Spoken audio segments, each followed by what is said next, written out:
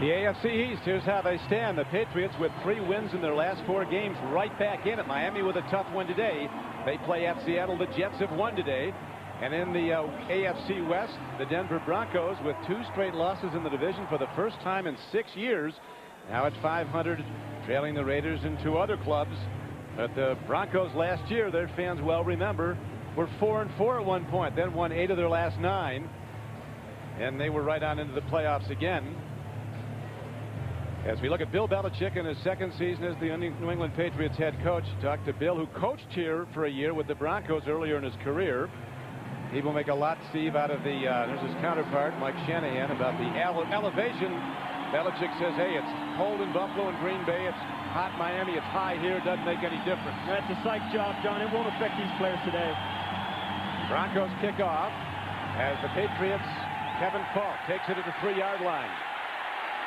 Breaks it across the 18 and a hard jarring hit head high on Kevin Falk, and he is taken down inside the 20 as Tom Brady, in his 2nd year from Michigan, 6th round draft choice, 2000 draft, comes out. His numbers, the big one, no interceptions. He's been mistake-free, says his coach. Even in practice, he's been mistake-free. And when a backup quarterback comes into play for a team, they really rally around him, and they really needed something at the point in which Brady came in, and they have really snowballed, Don. They are playing very inspired football. Brady very confident, comes in with a quarterback rating of almost 93. At least the Broncos survived the opening kickoff. Last week at San Diego, the opening kickoff was run back against them for a touchdown. They were out of the game early. Antoine Smith tries to run, and he gets a load of Bill Romanowski and Al Wilson. We look at the offensive front for Tom Brady. The New England Patriots offensive line coming together with the rookie Light, Compton, Woody, Andruzzi, and Robinson Randall across the front. Antoine Smith, the prime runner. Mark Edwards, the fullback. Troy Brown, leading receiver in the AFC, started the day. David Katz with 4 touchdowns, a hand in all 4 last week. And the tight end is Rod Rutledge.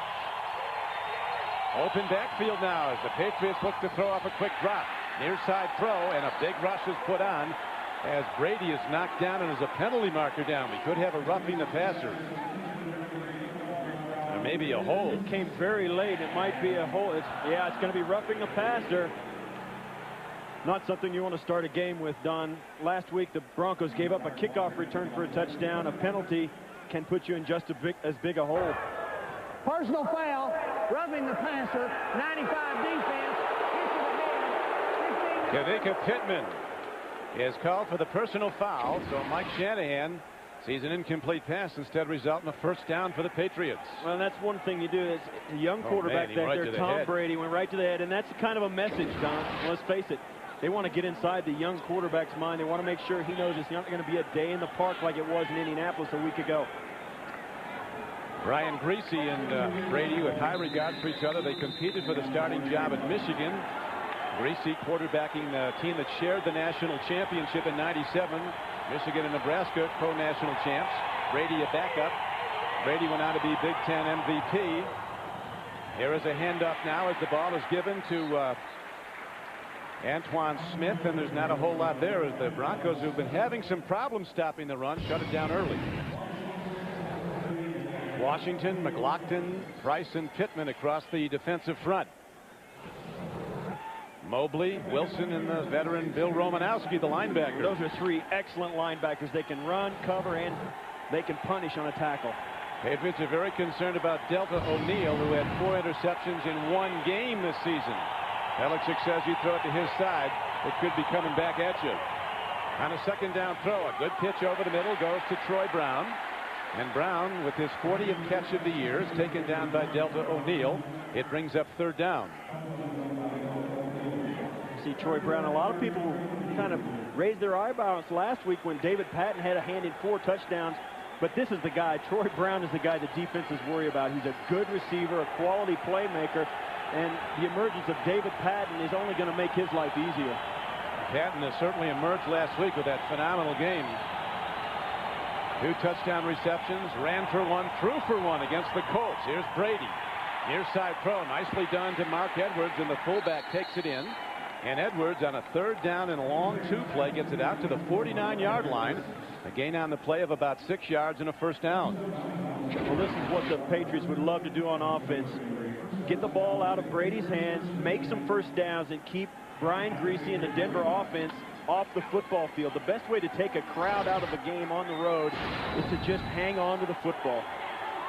Patriots have a measure of confidence here, Steve. As you know, last year they won here at Denver, ending an 11-game losing streak in the Mile High City. Here's a throw. What a beautifully thrown ball and catch, as again Troy Brown comes down with the ball, and Brown now gets the ball inside the 45-yard line. That was a good throw and a good catch. As you see Troy Brown come across the middle, you'll watch and you'll notice, look where his shadow is, and look where the ball comes right out of the sun, and he plucks it out of the air with a guy right on his back. Good coverage by Eric Brown, but that's a great throw and catch, tough to defend. Brown with, after the San Diego game when the Patriots rallied from 10 points down to win, 10 points down with 5 minutes to play, he said that Brady wouldn't let any of us believe we could lose the game. Here's a handoff to Brown. Turning upfield, he finds a gap, and Brown is in the open field.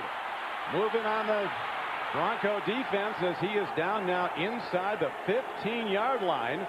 So when it looked like he was caught and stopped, Troy Brown finds a way and gets ahead for a 31-yard gain. Well, this play looked like it was ill-fated from the start. He'll come in motion. He kind of looks hesitant as he comes across, gets the pass. And right here, the Denver Broncos guys say, we've got him. 3 guys are right there, and then he cuts back against the grain. And you see here, that's the difference. He's just very patient with the football in his hands. Not something you always see with a wide receiver. Greg Robinson-Randall, the right tackle, with a huge block to spring Troy Brown. So now the Patriots challenging on their opening possession. Brady, deep drop, looks to screen the ball. He does to Antoine Smith, who's taken down from behind by the middle backer, Al Wilson. The real strength of these good Bronco backers is great foot speed. They can run anybody down. But it was plus yardage as the ball is advanced down to about the 9-yard line. You said it, Don. That was Al Wilson. Al Wilson is a middle linebacker, and usually those are the guys that come up to the line of scrimmage and tackle the running back between the tackles. But these 3 guys, Bill Romanowski, Al Wilson, and John Mobley, they can run, and they're very good veterans. They know what's going on out there. Well, he ran him down from behind, but it was a 4-yard gain. Brady is now 4 for 4 throwing the ball for 22 yards in this opening drive. Another quick out.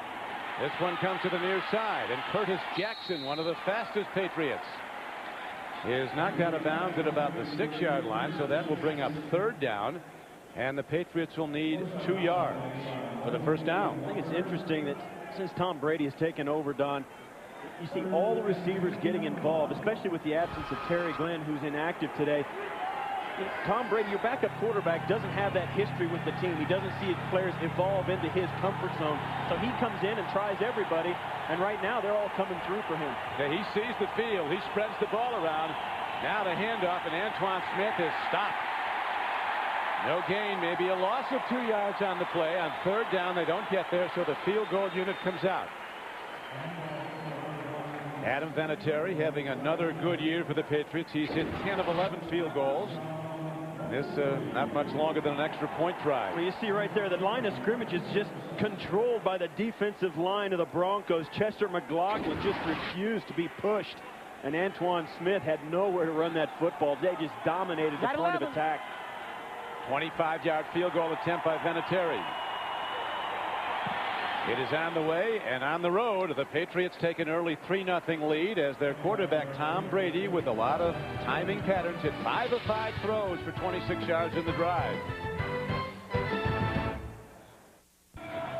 Bledsoe and Brady talking it over. Bledsoe said, I'm going to do everything I can to help him. Bill Belichick's going to play the best quarterback when I come back, and I intend to be the best quarterback, but they are very good friends. There's no quarterback controversy in New England. Here is Chris Cole running back the kickoff for the Broncos, and he is struck. Still, he breaks a tackle and gets ahead to the 28-yard line. Down there to slow him up, though, was Tabucky Jones.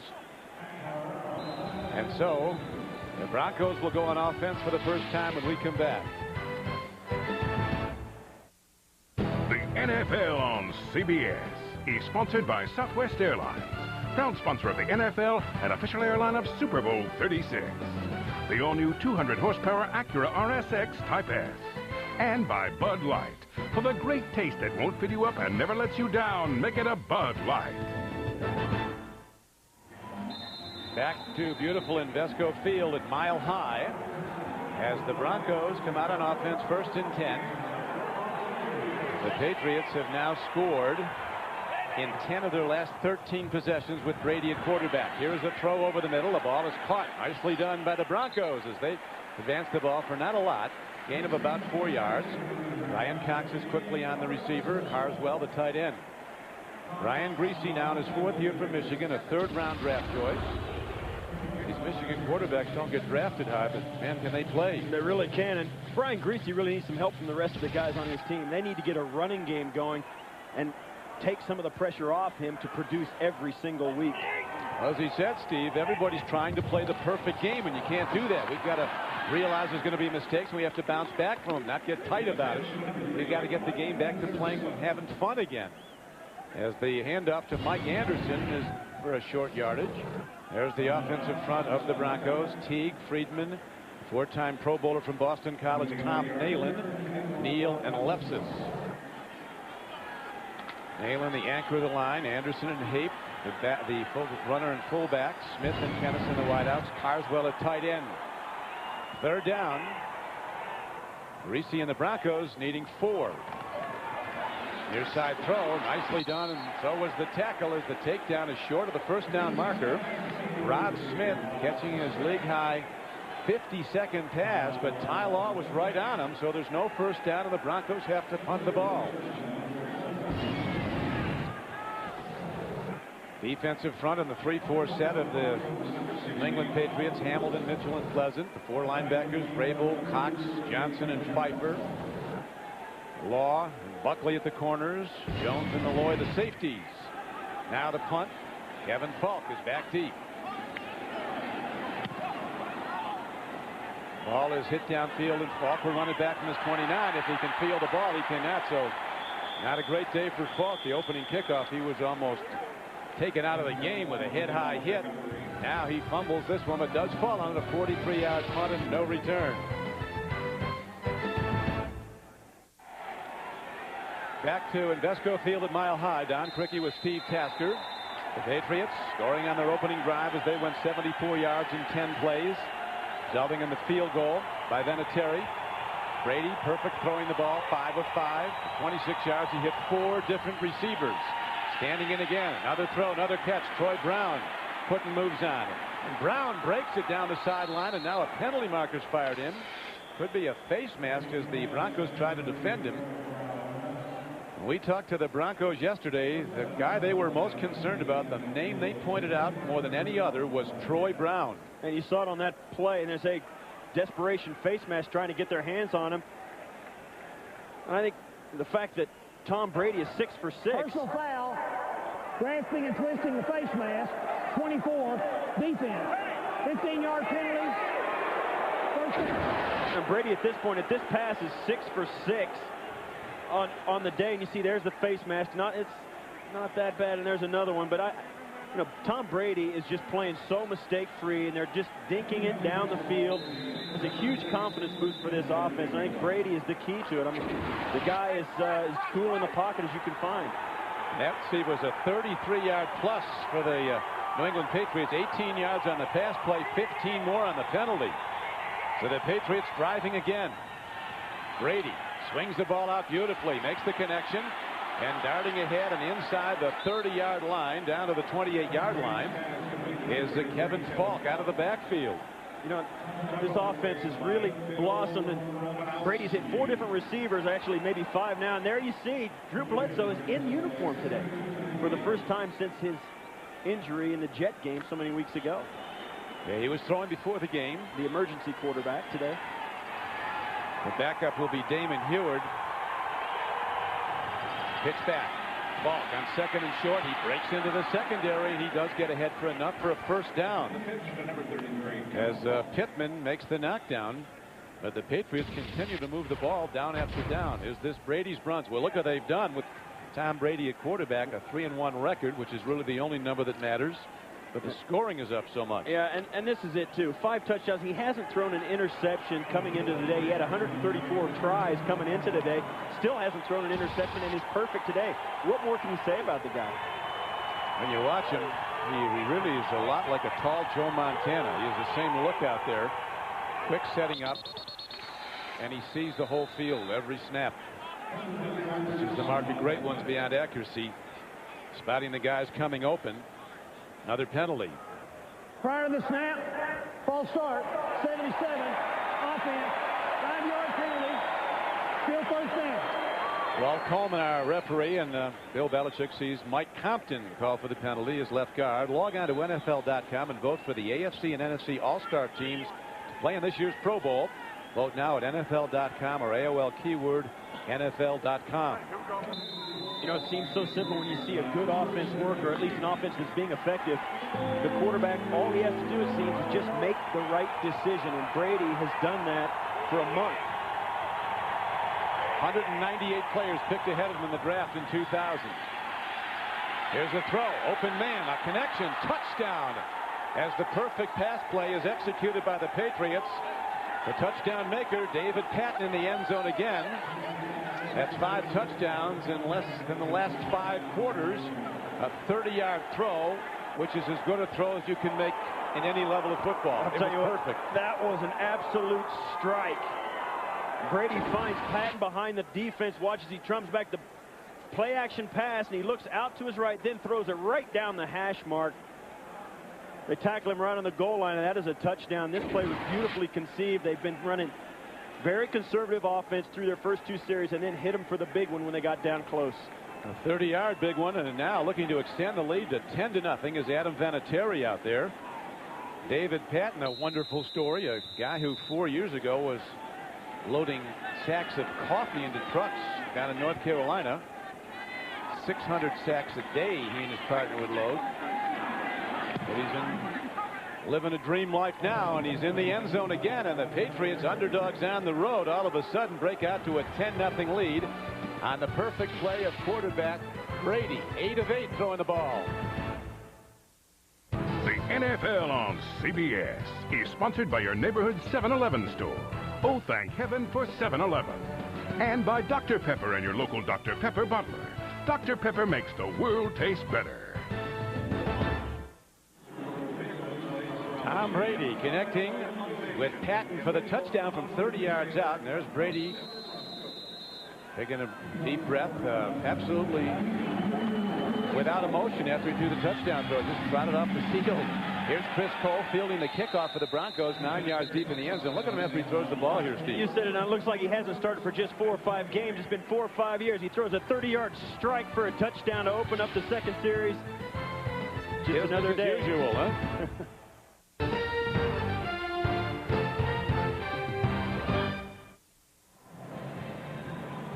Tom Brady. The remarkable story of Tom Brady continues in his first starting role in the NFL in his second season in the league, playing perfect football. And everybody around the league is saying, okay, when he's just trying to maintain, trying to keep it going until Drew Bledsoe gets in. Forget it. This guy's going for it, and he's doing it, getting it done. Now Brian Griese tries to answer. Here comes the rush. Griese on the run. They don't like him to get hit. Here's a guy that's had surgery on his throwing shoulder the past 2 years. He's taken down, run down by Willie McGinnis. So this is, talk about Tom Brady and the Patriots offense. And he's just got so much poison. That's the thing I think that strikes everybody. He is not excited. He's not flustered at all. He's 8 for 8 for 82 yards and a touchdown. And I don't know what Drew Bledsoe thinks he's going to be telling him over there, but whatever it is, it's been good. Well, if I talked to people at Michigan this week about Brady, they said one thing you can count on, there won't be a quarterback controversy that Brady will be involved in. He'll be in a competitive situation. And you can see by the way they behave off the field, they're very good friends. Great fake by Griese now as he waits for someone to come open. He's got an open guy. On the fly is Rod Smith. And he's down the near sideline to the 35-yard line. Lawyer Malloy finally makes the tackle. But the Broncos finally hit the big play here with 4:06 to go in the first quarter. A 47-yard gainer. Well, when you play the Broncos, it's been this way for the first 6 weeks of the season. Rod Smith is the guy. We spoke to Brian Cox, the linebacker, and said, what about this Denver offense? He says, hey, all you can say is Rod Smith caught 51 balls coming into today. That says it all. He is the go-to guy for the Broncos. Beautiful play fake, though, by Brian Griese. Really froze the defenders. And then on a crossing pattern, Rod Smith came free, so now the Broncos mount their first challenge. Mike Anderson, the ex-Marine, slams it down to the 2-yard line. Some remarkable things today at Soldier Field in Chicago. Here's Jim Nantz with more. Don, a stunning performance by the Bears. They were down 31-16 with 4.5 to play, forced an overtime with a half minute in regulation, and then the first play from scrimmage in the OT. Mike Brown runs back the interception. Bears win it. They're 5-1. Next week hosting Cleveland in our doubleheader game. Now Bears. Let's go back out to Don and Steve. The Bears. Coach Ditko, like guys, as cab drivers were telling him this week, he was saying on the pregame show, the Bears are going to the Super Bowl. He said, why not? McGinnis makes the tackle on Mike Anderson. And there was a remarkable ending also in St. Louis. So we go back to Jim Nantz. All right, guys. Meanwhile, the Saints win with a second to play. Carney's 5th field goal of the day. The Rams, the last of the unbeatens, are defeated, blowing a 24-6 lead in the first half. Let's go back to you. The Dolphins are popping the champagne. Yes, that's right. And Nick Bonacani keeps the count every week. He watches every game. Now the offside call, but we'll see if he was drawn up. Reese with an open play. He throws the ball. No. It might go for a touchdown. No. Let's see. There was a whistle that blew early, mistakenly, but it blew early. Well, the Patriots, in all fairness, I think stopped playing when they heard the whistle. That's exactly right. And this is a completely broken play, not only by the Patriots here, as you see him jump offside on the left side part of your screen, but the officials blew it because when the defense has a penalty, the play should be blown, or is not blown dead. As Eddie Kinnison gets into the end zone. So the Broncos think this should be a touchdown, and I think they've got a beat, Don, but there was a whistle that blew mistakenly. Watch. Prior to the snap, unabated by the defense, unabated to the quarterback, 5-yard penalty, results in a first down. The crowd doesn't like it, but the simple fact of the matter is that play wouldn't have happened if the whistle wouldn't have blown. Now, the Patriots stopped playing. You see there at the top of your screen, the offsides, and the Patriots just stopped. And that's why the guy was open running down the sideline. That's why the touchdown happened. And that's rightfully why they should mark this penalty off. So Mike Shanahan with a setback early, but his team's still in good position with a first down, positioned at the 24-yard line of New England. This is the 3rd week in a row the Broncos have found themselves down 10-0. So they've been in a hole. That's been the problem with the streak they're on, losing 2 straight and 3 of their last 4. Anderson. Ted Johnson comes in and makes a hammer tackle. Bill Belichick, when we met with him yesterday, signaling out Ted Johnson as one of the real bright spots of his team this year. Great play. I asked Ted one time, he calls the defensive signals. Is it difficult? What does it mean to you to have that assignment? He said, it means I have a job that the 10 other guys don't want. That's about right. The Patriots defense, they'll roll through about 15 or 17 guys regularly, both on the front 4 or front 3 they're rather, and through the linebacking force. They got a lot of guys that get a lot of time. 2nd and 14 for Brian Griese and the Broncos. Here comes the rush. Griese with a beautiful throw. He gets his tight end. Coming with the ball is Desmond Clark. And he is down at about, let's see, we're going to mark the ball. The 1st and goal. Griese with a great look. It's a great route by Clark, a tight end down the football field. And if you've got a tight end that can stretch a defense like this for a 20-yard gain out on the sideline, that's huge. That is a huge matchup problem for a defense. And Steve, neither quarterback missed a throw. Griese's now 4 for 4 for 74 yards. Brady 8 for 8 for 82 yards. And a touchdown. And now the Broncos answer as up the middle they go with their power back. The ex-Marine Mike Anderson takes it in. And the Broncos have cut the Patriots lead to 10-6 with the extra point coming up.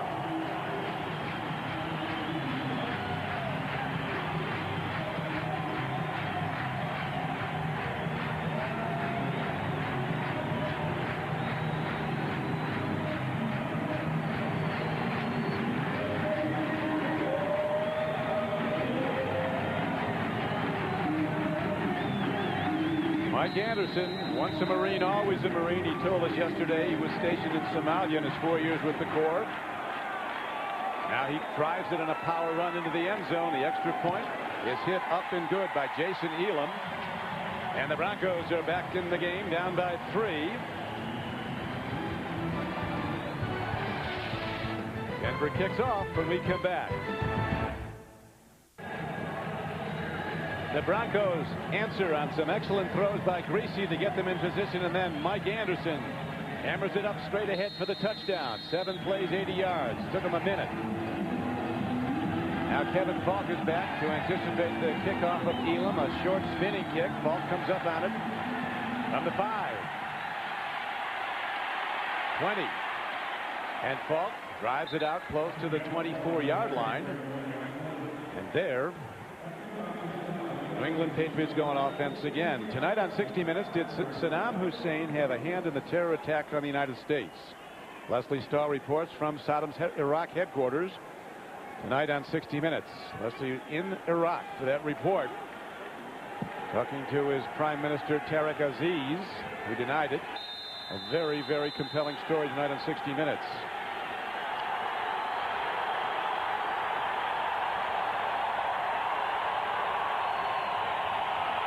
First down, Patriots.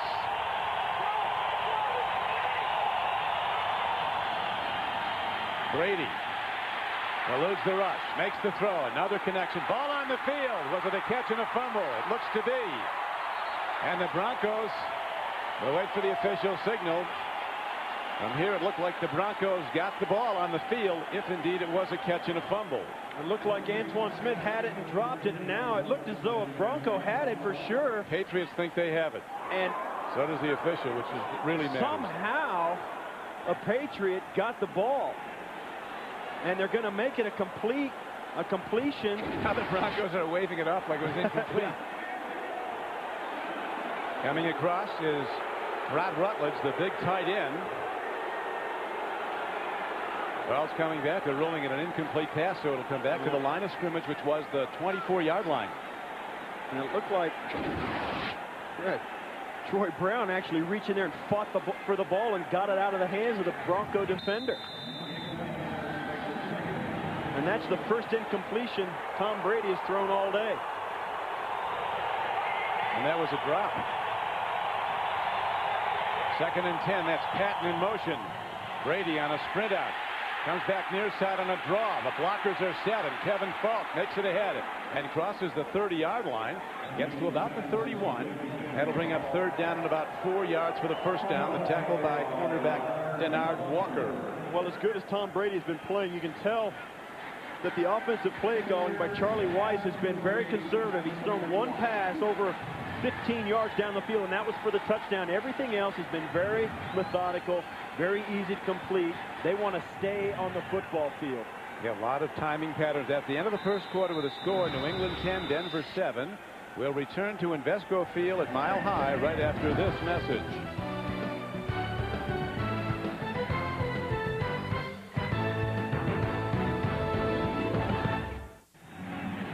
Back to Denver.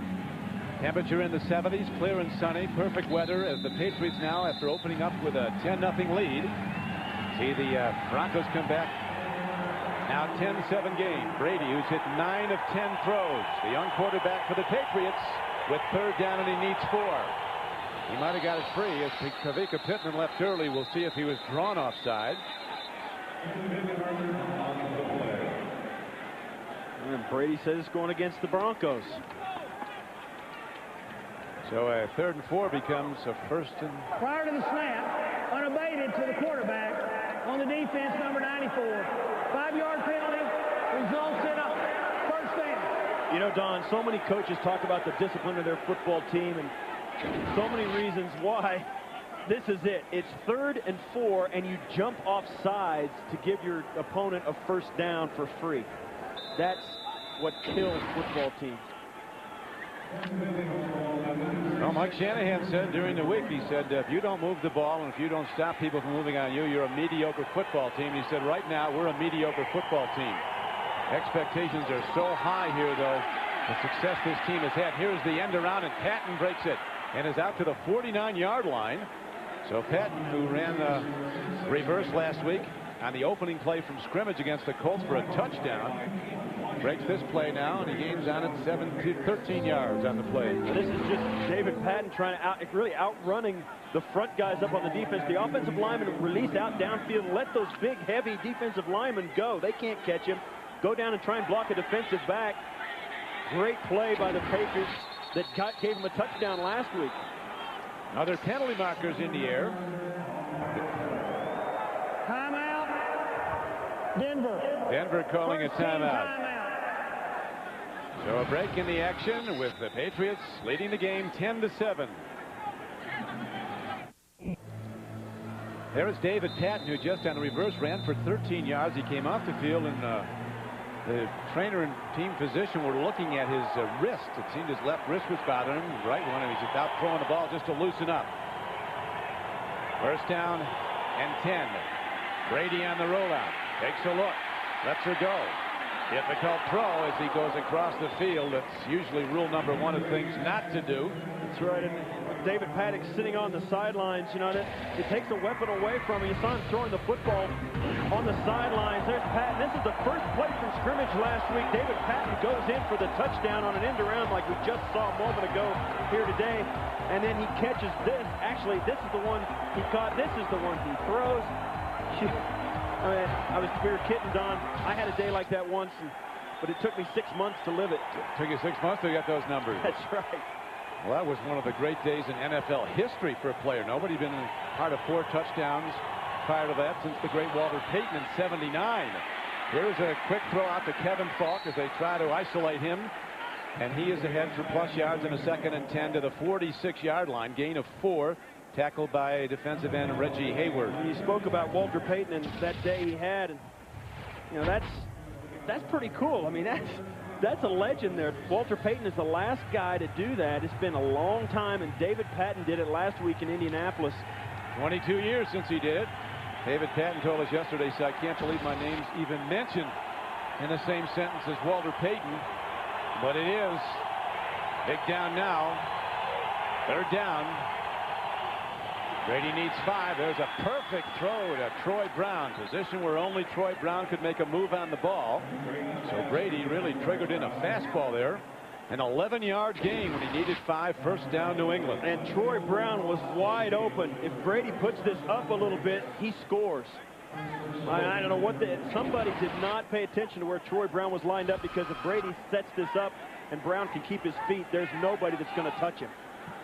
Brady was a very good baseball player. He was drafted as a catcher by the Montreal Expos. Good team not to sign with. Pitch back. Another reverse. They're going to throw it again.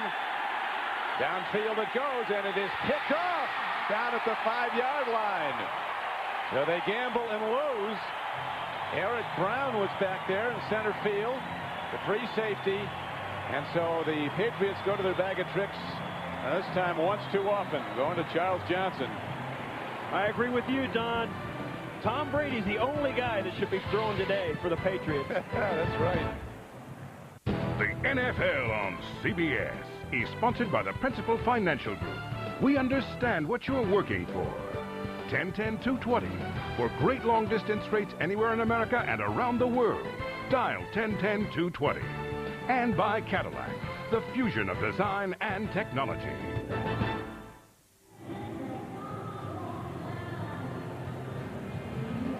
Tom Brady. This time he handed off and saw his wide receiver David Patton's passing rating drop precipitously, Steve, as he throws an interception to Eric Brown. Now Brian Griese and the Broncos start from deep in their own end. Anderson, who said to us yesterday, we're going to have to slam it up in there and run the ball all day. Our strength is running the ball. That sets up everything. But Willie McGinnis slams the door on him. You'll see here, the receiver's going to come back. They're going to run around here and throw it down this direction. But David Patton doesn't really get the instruction as a quarterback that Tom Brady does. You don't throw this ball. You throw it out of bounds. You get rid of it. You throw it where nobody can catch it. You don't throw it up for grabs. Well, the wrong guy, as far as the Patriots are concerned, grabbed it. Now tough down for the Broncos. Here comes the rush as Greasy throws from his end zone. A beautiful timing throw and an out pattern to Desmond Clark, who was flanked out, a tight end. Coming up on the Nextel halftime report, join Jim, Mike, Randy, and Jerry for all the scores, highlights, and the latest NFL news. A day of remarkable endings in the NFL with probably more to come. You see there, Desmond Clark out wide. They've got him matched up wide on both safeties. They've had him on Lawyer Malloy and Bucky Jones, and he's won both those matchups. Romeo Crennel, the defensive coordinator. Greasy on 3rd and short, puts his head down and takes it behind his center, Tom Nalen, and appears to have the first down. Ryan Greasy and Tom Brady, good friends. They said they were doing their trash talking Friday night, and they had a phone call. They got their last licks in verbally. That's right. That's right. And it's interesting because the defensive coordinator for the Patriots, Romeo Crennel, knows that Brian Greasy, you know, he has his limitations. He's got a sore shoulder, and he's trying to take advantage of everything he can to keep this offense off the field. Right now, a fake and then a tip ball as Willie McGinnis didn't buy it. And he puts the pressure on quarterback Ryan Greasy. Well, we were talking about Romeo Crennel, and one of the things he's got that no other defensive coordinator in the league does is they run the 4-3 or the 3-4 defense. Nobody else runs in the league, or at least very few teams do. So they can give a different look to every team they play, and every team has to especially train during the week to attack it. Yeah, Mike Shanahan said the 3-4. Pittsburgh runs a little bit of it also. Really changes the blocking assignments, makes it difficult on the blitz pickups with 4 linebackers. Here's a handoff. Running the ball and running hard and taking it ahead is Olandis Gary. The other of the good backs that's active, Terrell Davis, will not play today. The former 2,000-yard rusher still bothered by leg problems. Olandis Gary, a 3rd-year back, another good one. Yeah, that's one of the things the Broncos do have, especially when Terrell Davis is healthy, with Mike Anderson and Olandis Gary. And that's the one thing that really hasn't helped them as it has in the past, Don. Their run game has kind of been a little spotty this year, and Brian Greasy has really paid the price for it. No question. They said that's been our problem in this down streak, losing 3 of 4. We've not run the ball like we usually do. Gary this time breaks tackles, and Olandis Gary gets it out close to the 27-yard line before Brandon Mitchell gets him down. This is the stable of guys they've got. Terrell Davis at 98 had 2,000 yards, and then the guys behind him both had very solid seasons in relief of Terrell. All 3 of these guys still on the roster. Terrell Davis, kind of a mysterious knee injury that's still nagging him, but the 2 guys that are playing instead are dynamite. Mike Shanahan said he's not really sure what's bothering Terrell at this point, but he does have pain in the leg, and he can't go. He said he'd be the first guy to get in there if he was able to. On the first down carry, the ball is taken by Mike Anderson. Patriots have run 20 plays in this game. They have 10 first downs. That was the 17th play of the game for the Denver Broncos. They have 6 first downs.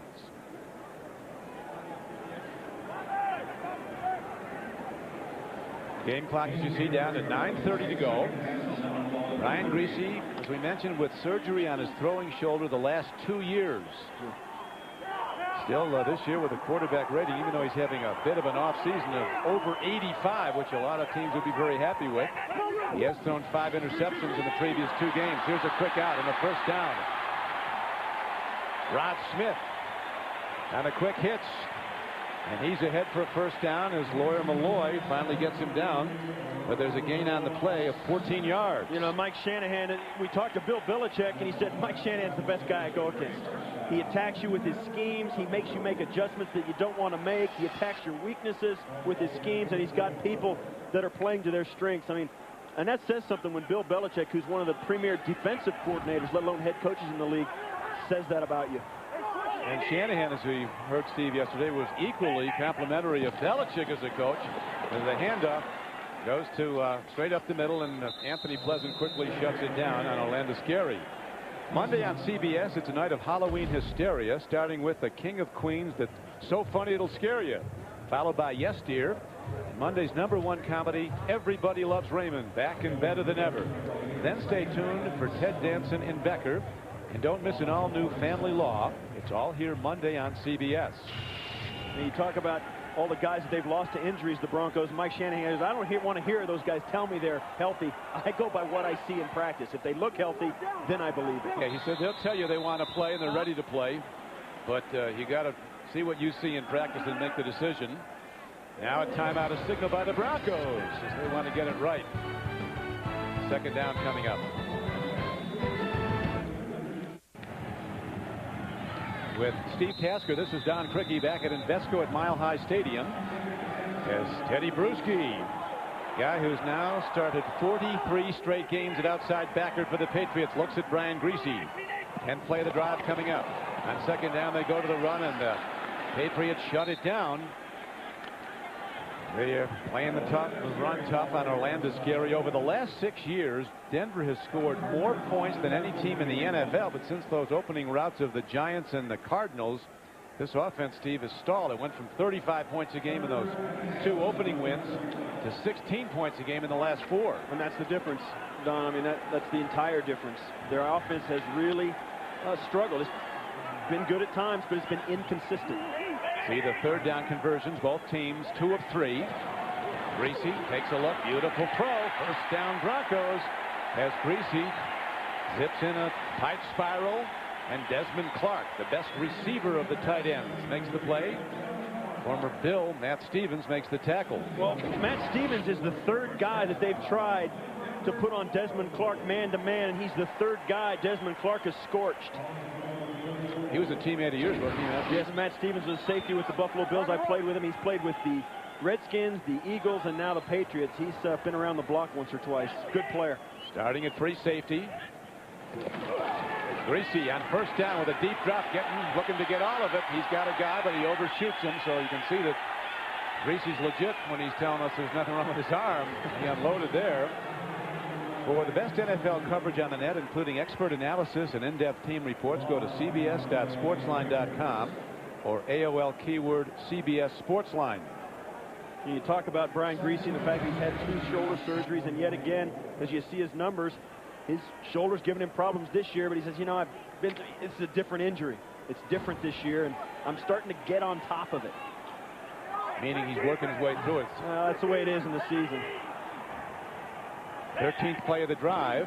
Remember, this started the 2-yard line. Here's a handoff, and Mike Anderson takes the ball inside the 35-yard line, down inside the 30.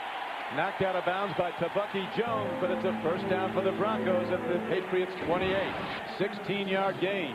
Well, this is what Brian Griese and his shoulder have been missing, is a run game that's consistent. This drive, as you said, Don, started clear back when Griese was standing on his own goal line. And now they've got it way deep into the Patriots territory because the run game has come alive and they've been able to keep him honest defensively. It's Mike Anderson, 230 pounds, played at Utah, 6th-round draft choice, went to college after 4 years in the Marine Corps. Griese with another good play fake, and then he swings it out and goes to a tight end, Patrick Hayden, and Bruschi brings him down after a short gain. One of the things we were talking about with Brian Griese as he drops back to throw again is, you know, I said he's getting on top of the injury. And when you're in the NFL, you know, and you get nicked up during the season, Don, there's no time to heal. And you heal up for a couple of days, but you're always forcing your body to push beyond the limits of what healing would allow. So your injuries all stay just a little bit raw. And you see their play faking by Griese has been crucial in this game, and it's still working here late in the second quarter. And he's throwing well. Brian Griese has hit 8 of 10 for 106 yards. Anderson hit and knocked back. Terrific play by Willie McGinnis. Now in his 8th year, a guy who himself has faced a number of injury problems. When he's in good health, he makes this defense go. Yes, you know, you can't predict it, Don. You never know which of your great players, if any, are going to be injured. You don't know if they're going to be injured and be able to come back. You know that statistics say that you're going to lose 1 or 2 guys maybe, or struggle with it, but some teams just seem to overcome it better than others. Right now, Griese and the Broncos have to overcome a 3rd down and 11 play. They go to a quick screen, and the Patriots diagnose it. A terrific defensive play coming up to make the hit was Terrence Shaw, number 22, as he was reading that all the way. And now Jason Elam, who shares the NFL record with a 63-yard field goal made, shares it with Tom Dempsey, will come out for a long field goal try. This will be a bit over 50 yards.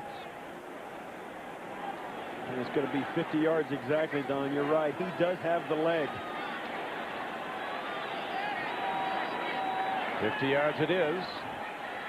Elam, one of the NFL's very best, as is his counterpart, Vinatieri. Here's the kick. Hit up. It's a little draw on the ball, and he drives it through from 50 yards out, ties the game. So the Broncos down 10-0, rally back and have tied the game at 10-all.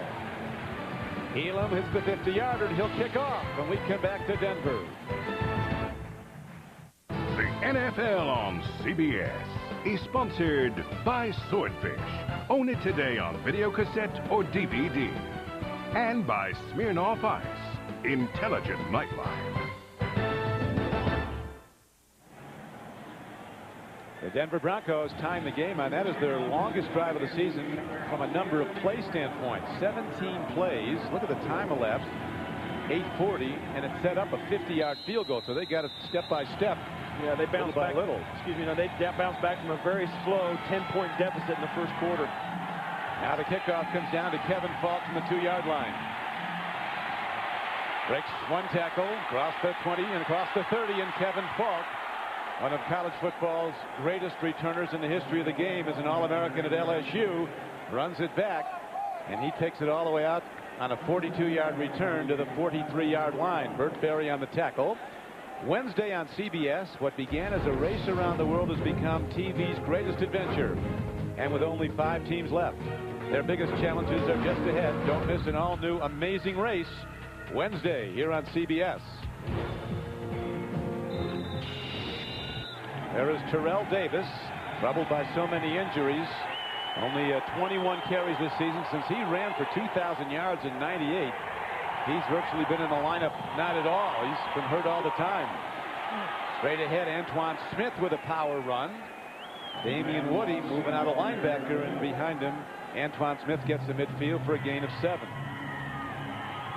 This Terrell Davis, how frustrating must he be, Don, to have a sensational MVP type of year, and then just to be plagued for 3 years with one injury after another, not to be able to help his club. It's extremely frustrating, especially for a star player. He's missed 24 of 33 games the last 2 seasons because of leg injuries. Good defensive play now by the middle backer, Al Wilson, who stops Antoine Smith. And you see here, 95 through 98, they could count on him. He was there the whole time. But then, for these, he's out.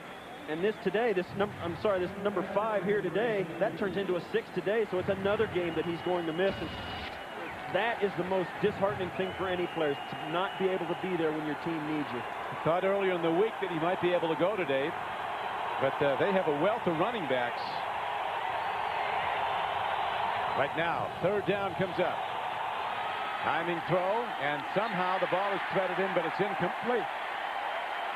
Troy Brown had it, was stripped of it by Deldo O'Neal. So for the first time today, the Patriots have to punt the ball. Yeah, and this is really the first time when they've gotten a hand on one of Brady's passes. A little bit behind Brown, but that's a throw he's got to make. And Deldo O'Neal is a guy that is so dangerous. They've got him on the field now to return punts. He's got great ball skills, Don. Yeah, they said when you throw it his way, you better look out, because it could be coming right back at you. The punt hit downfield, and Deldo O'Neal, the punt returner, was tripped by a cover man of the Patriots to Bucky Jones, who was looking up at the ball. A penalty marker, as you see, was thrown. That's just not being self-aware, Don. As a coverage guy, you've got to stay way away from the return guy and find the football somehow, some way. Del O'Neal, former #1 draft choice out of Cal, picked off 4 in 1 game this year. Now the signal is against the Patriots. So this game started fast for New England on offense. 10 quick points on their first 2 drives. Now Bill Belichick comes over to Brad Seeley, the special teams coach. There you see Belichick talking to Gerard Cherry. Interference with the opportunity to make a catch on the kicking team, number 34. 15 yards, from the spot. Call was on to Bucky Jones, not Cherry. You'll see this punt is short, so O'Neal has to come up. He's not going to look at anything, and then he sees him flash, and that's, I'm telling you, Don, there's no worse job in football than returning punts, and that's the reason. And that's just a bad play right there. He's made a lot of good ones, like last week when he blocked the kick against the Colts. First down. Reese and the Bronco offense very much in sync now. The rhythm is there, and here's another throw. Tip ball, intercepted. it's Brosky that gets the ball. And Teddy Brosky loses it. It's back on the field, and the Broncos get it back. Or do they?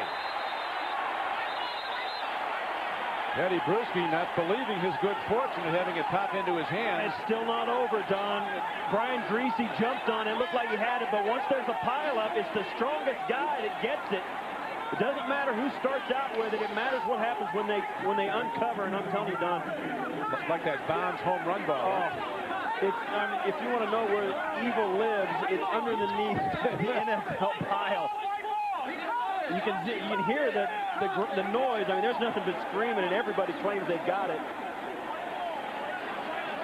Some teeth come into play sometimes down there, don't they? And then some. I mean, if you want to know how where evil lives, it really is. Not in the hearts of men, but at the bottom of a fight for a loose ball. It's at the bottom of an NFL pile is where evil is. I mean, because watch here. Now you'll see this ball tipped here as Greasy finds his receiver. Tipped up. Bruschi comes down with it now. He makes the mistake. Well, he makes the mistake of thinking he's to switch hands. Yeah, he thinks he's Walter Payton. Then Greasy goes down with it. He can't. And then it's down to his feet. Cox goes down after it, and there's two Patriots there.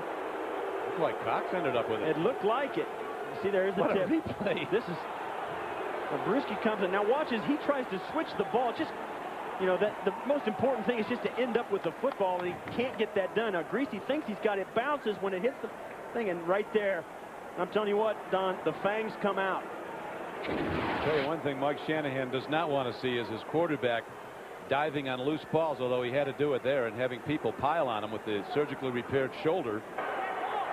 Personal foul. Personal foul on the offense after the defense had recovered the fumble. 15 yards, number 14. Apparently Cox did get the ball, so a tremendous break for the Patriots.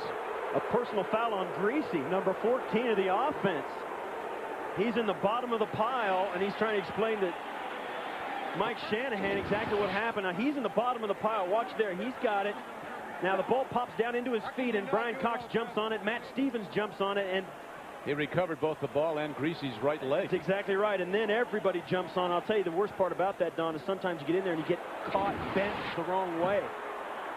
So there you have a play where the ball was tipped twice, then intercepted, then fumbled twice, plus a penalty.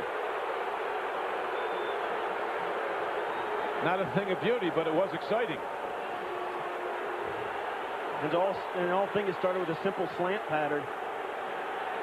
And it couldn't have turned out worse for the Broncos. After the play was dead, now they got a personal foul on the guy they thought recovered the fumble.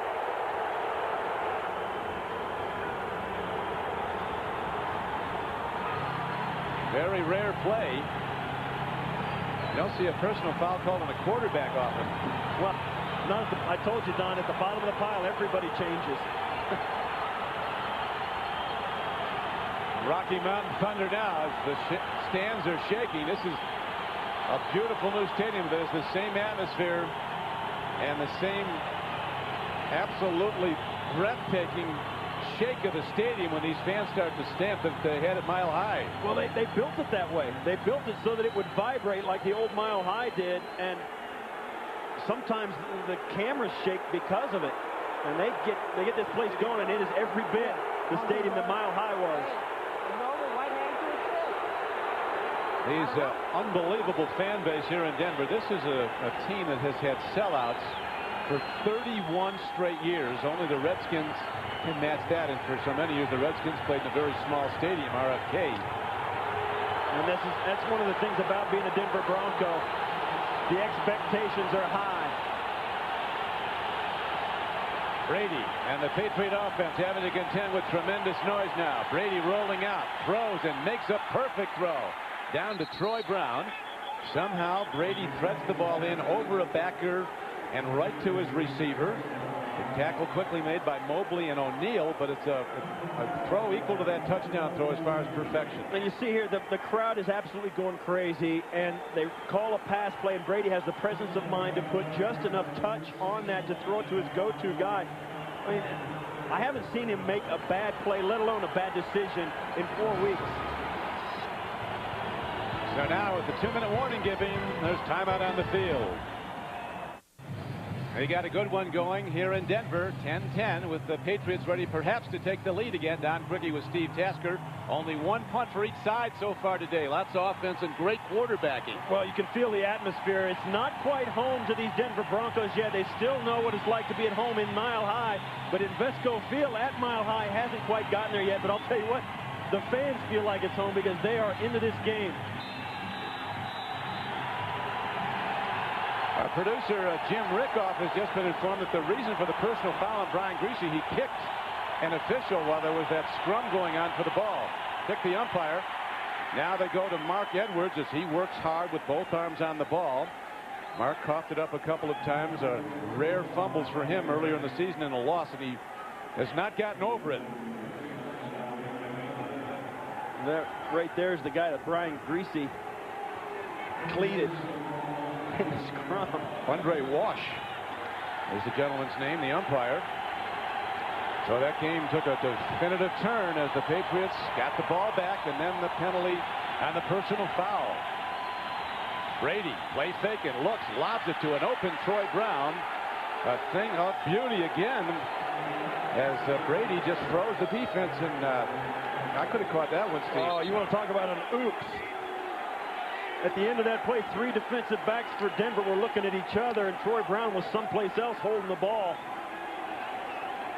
And Tom Brady throws another touchdown pass. You'll see it. He throws it. Little John goes, oh, a little bit of extra something there from Al Wilson. Trying to find out what Tom Brady's made of. One of the linebackers for Denver, Ian Gold, was a teammate of Griese's and Tom Brady's at Michigan. He said the reason they both have been winners is they're always the 2 smartest guys on the field. Brady 13 of 16 for 119 yards and 2 touchdowns. Watch this, is the great play fake once again by Tom Brady, and the ball is gone. And look here, all the defense is back here. He's all by himself. You watch here, this is the eyes. Now you see there's a defensive back, jumping the wrong way, and they leave him all by himself, and you can't do that in the red zone. That's such discipline-oriented. Thought they were in zone, and they were obviously in man. Because yes, I got him, you take him. Coming up on the Nextel Halftime Report, join Jim, Mike, Randy, and Jerry for all the scores, highlights, and the latest NFL news. Deion Sanders on the NFL Today displaying another outfit that totally outclassed Jerry Glanville again. Jerry's got to get some of those silver lizard shoes. He's got to do something. He's got a lot of catching up to do. That's quite a day. 13 for 16 for Tom Brady. Has taken, on the first series, took a shot to the head for a personal foul, and then after the second touchdown pass, takes it. Look at that. You can see him talking about, did you see that? Did you see what they did to me? Stood up to it very well, though. Some young ladies being Appaloosa horses for Halloween. Guernsey cows. Whatever it was. Here's Adam Vinatieri kicking off as he booms the ball. This is going to be some game down to the wire. How many like that have we seen here? Here is the kickoff return. Chris Cole breaks it and then is taken down as he gets to the 30. This game has really heated up. It's been good, and I think it's going to get even better. Matt Chatham comes down to make the tackle on special teams for New England. Oakland getting an early lead at Philadelphia. And the game, Ralph Wilson Jr., the owner of the Bills, calls more important than the Super Bowl. His team trailing at San Diego. And Brian Griese coming in after just getting a personal foul. The last time he was on the field after a double fumble penalty play.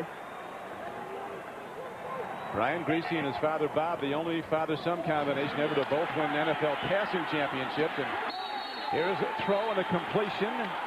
And now they really dropped the ball. Desmond Clark had his hands on it. They looked at Clark a lot. And that's obviously something, a new wrinkle in the game plan. Desmond Clark is a good receiver as a tight end, but let's face it, when you got a wideout in Rod Smith who's caught 51 balls, somebody's going to get smart to it. You better find somebody else to spread the ball around to, and Desmond Clark seems to be the guy today. Well, you've got to watch Desmond Clark, Steve, because he was a very good high school quarterback. He has excellent hands, and someday, he's liable to throw the ball. And he came out a little bit uncomfortable there. He must have gotten shaken up on that play. Trips formation, 3 wide receivers right. Greasy goes to the run play, though, and hands it to Mike Anderson.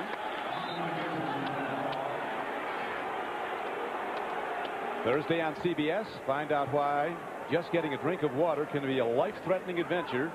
Don't miss an all-new Survivor. Thursday on CBS. Greasy stands in. What a throw and catch as he drills the ball into Rod Smith between 2 defenders. It's like these 2 guys are Lloyd Carr's on the sideline. They're competing for the starting job in the spring game at Michigan. Oh, it's like they're thinking with the same brain. Greasy just threw that up as he spikes here to stop the clock. He threw that up for grabs into double coverage, and Rod Smith was the only one looking for the football, and that's why he caught the ball. That is just knowing the guy you're throwing to and having complete trust in him. Mike Shanahan, so you were asked him yesterday about the loss of the great receiver Ed McCaffrey. He said you can't, we're still trying to get over that, get back adjusted to it. That's exactly right, Don. Watch the look. He's just, the ball goes right over the top of Ty Law, the corner, and you got to have some courage to make that throw if you're Brian Greasy. Greasy charged with an interception, but it was really a ball that was tipped twice. A crazy play. Here's a throw by Greasy. Another connection. That is to the good receiving tight end Desmond Clark, who really is working more, Steve, now as a wideout. They flank him out, and after the loss of McCaffrey, he's the big target they need downfield. He's fast. Yeah, you see there the timeouts left. Denver only has 1 left. New England has 3. There's 28 seconds left. So Denver has got to stay out to the edge of the football field. Actually, not just yet. They can still work the middle of the field to get down into field goal range. So you see 3rd down and 4 coming up with 28 seconds to go. First half. Patriots led 10-0. Broncos tied the game. Now New England with a 17-10 lead. Here's a big rush. Greasy stands in and comes in high as he triggers the ball downfield. Incomplete. Now Denver has to start thinking about getting a first down and getting the ball out of bounds. They're really going to have some problems here getting any points out of this. Well, now it is 4th down. They're going to walk off the field. They're not even going to try it, which is probably a good move. Yeah, that's disappointing. It's got to be, because in a game like this, Don, you got to make every possession count. Just the 3rd punt of the first half. If they don't make that possession count. Troy Bound is back deep. Ball hit well downfield by Tom Ruin, who kicked collegiately for the Colorado Buffaloes, and he kicks it into the end zone for a touchback. Thursday on CBS, find out why just getting a drink of water can be a life-threatening adventure. Don't miss an all-new Survivor. Thursday on CBS. First half, well, that was a dramatic play. The ball that was tipped twice, intercepted, fumbled twice, then a personal foul on Brian Greasy, of all people, as he looked to recover the fumble. And that set up a scoring position for Tom Brady, number 12, and he gunned it into the end zone to his ace, Troy Brown, for the 2nd touchdown throw of the day. The first was to David Patton. Now they're going to kneel down to end this first half. Anytime you're on the road, Don, no use getting crazy. Take a 7-point lead in Denver anytime you can get it at halftime. Leads have been hard to come by for the Patriots. They had 11 straight losses here in Denver before they won last year, 28-19. So at the half, Brady with brilliant play, 13 of 16 throwing the ball for 119 yards, 2 touchdowns. Now a word from your local station.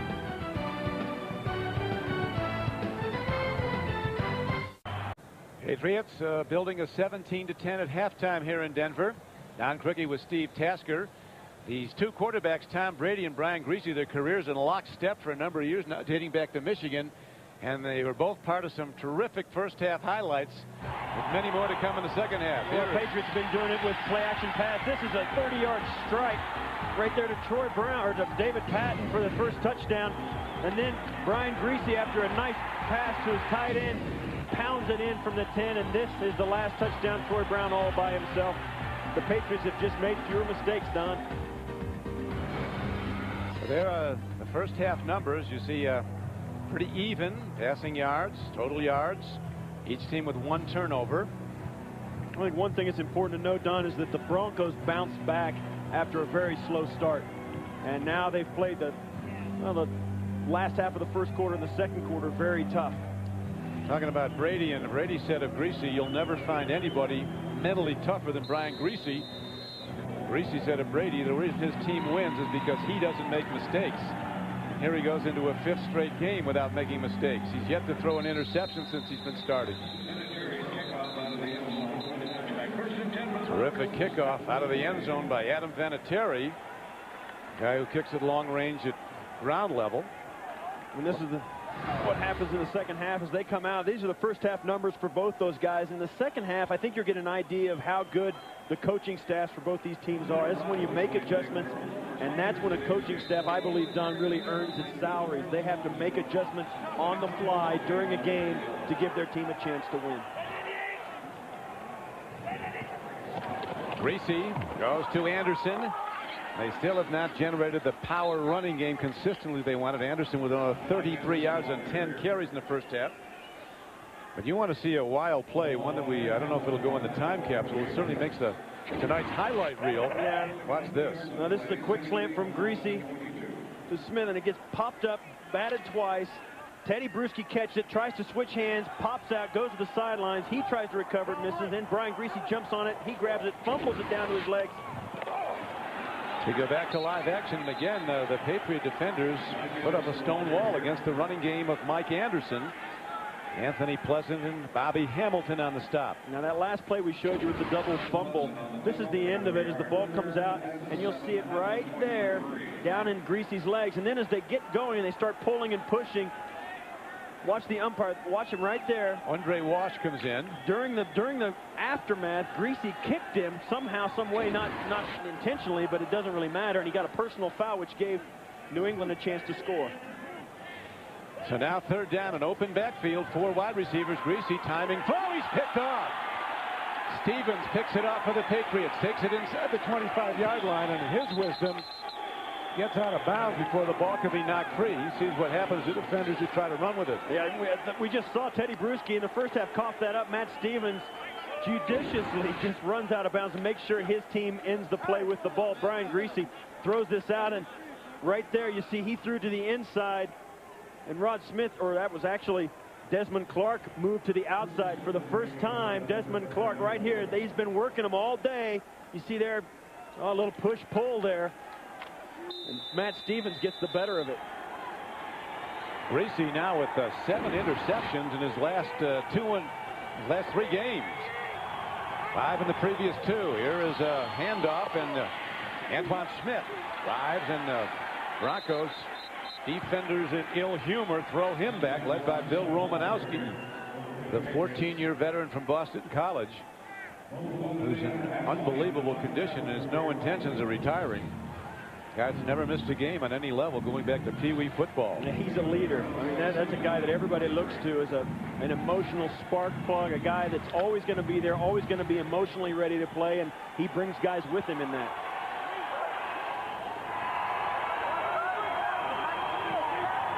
Brady with a lone back on 2nd down and 9. Blitzers are coming. Corner blitz is coming. Brady dumps it off. He screens it beautifully.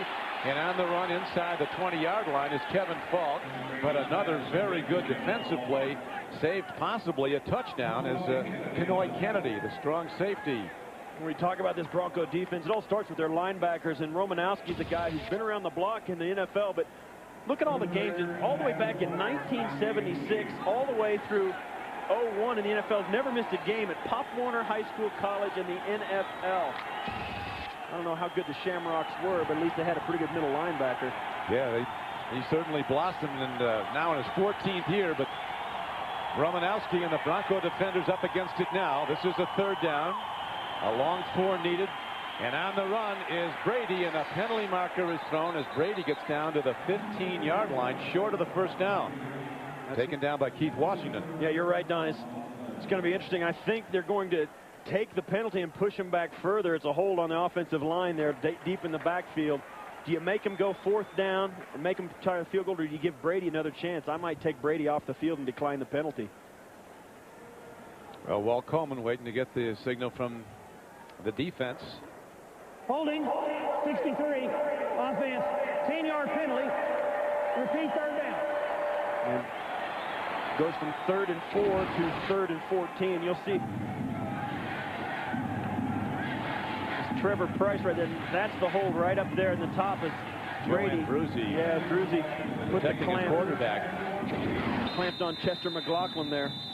And Bruzy, the New Yorker, whose brothers are firefighters, they said he's been a tremendous inspirational leader for the Patriots. Bill Belichick signaled him out, and Ted Johnson, for guys that don't get a lot of credit for what they do for their team. And here now is Brady, play fake, and he's looking at the end zone, buying time with his feet. Got a channel to run. Now he throws it near side, and there's not much place for Charles Johnson to go, as he's taken down on a great open field tackle by Denard Walker, 27. It was a very expensive free agent. A very good corner was with the Tennessee Titans. Brings up 4th down as Brian Griese contemplates what's next. And after throwing that interception, at least his defense held the Patriots to a 3-point attempt here. Vinatieri, a long-range kicker. He's hit 4 field goals over 50 yards in the last 3 seasons for the Patriots, all at ground level. This is a 44-yarder. He'll boom it. He kicks it way over the top, and let's see, it is ruled up and good. Gets it inside the upright, so Vinatieri continues his excellent kicking. And the Patriots, for a second time in this game, have a 10-point lead. The Patriots hitting a 44-yard field goal off the foot of Vinatieri. He now kicks off a high spinning kick. And here comes Chris Cole up with the ball. Outs across the 20 and the 30. Lightning quick return man brings the ball out to the 35-yard line, where he's taken down by, and let's see, it's going to be a 33-yard return on the play. The NFL on CBS is sponsored by Southwest Airlines, proud sponsor of the NFL and official airline of Super Bowl 36. PS1, wherever, whenever, forever. And by Chrysler, drive equals love.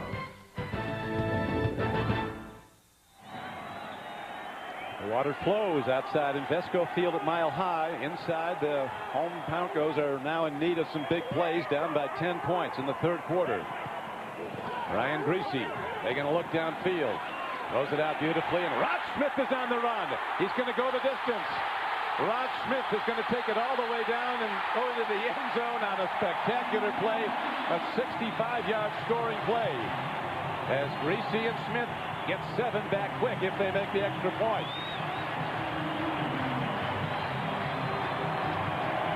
This is why Brian Griese is such a good quarterback. He bounces back from the bad interception he just threw, finds his go-to guy, stands in the pocket, and goes for a touchdown. Well, yesterday, Steve, when we talked to Bill Belichick, he said nobody's better than Shanahan at attacking your defense, making you make adjustments, showing you new things all the time. He said you have to be ready for everything, and the Patriot defenders weren't ready for that, as Smith today has 5 catches for 138 yards and a touchdown. Extra point up and good, so this shootout continues as the Broncos again rally back on the most spectacular play of this game. Down by 3, they'll kick off when we come back.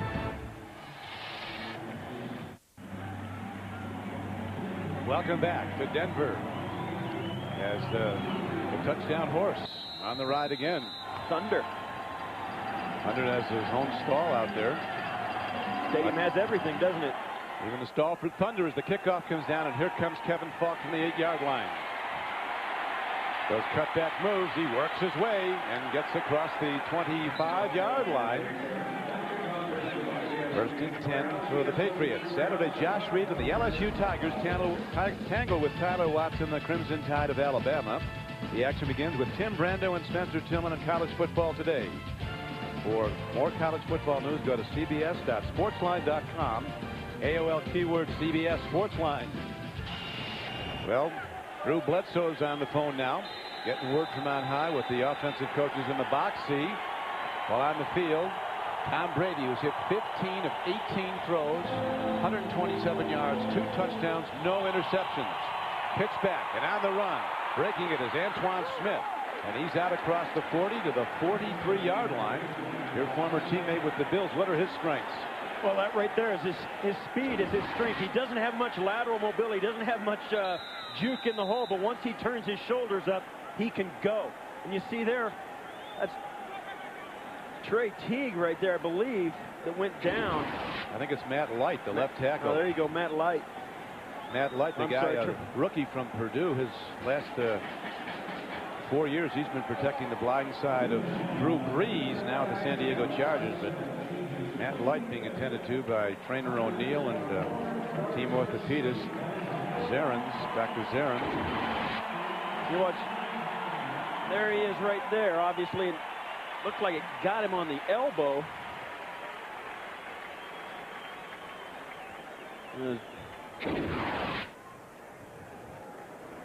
So Matt Light and some discomfort on the field, and the play is stopped. You don't need to lose your left tackle at this point. This is one of the things that Bill Belichick has said. He's got an offensive line that seems to be getting better because they've been together now for 5 or 6 weeks, and that's been the difference. Good to see Matt getting up, but it seems to have some problems with that right arm.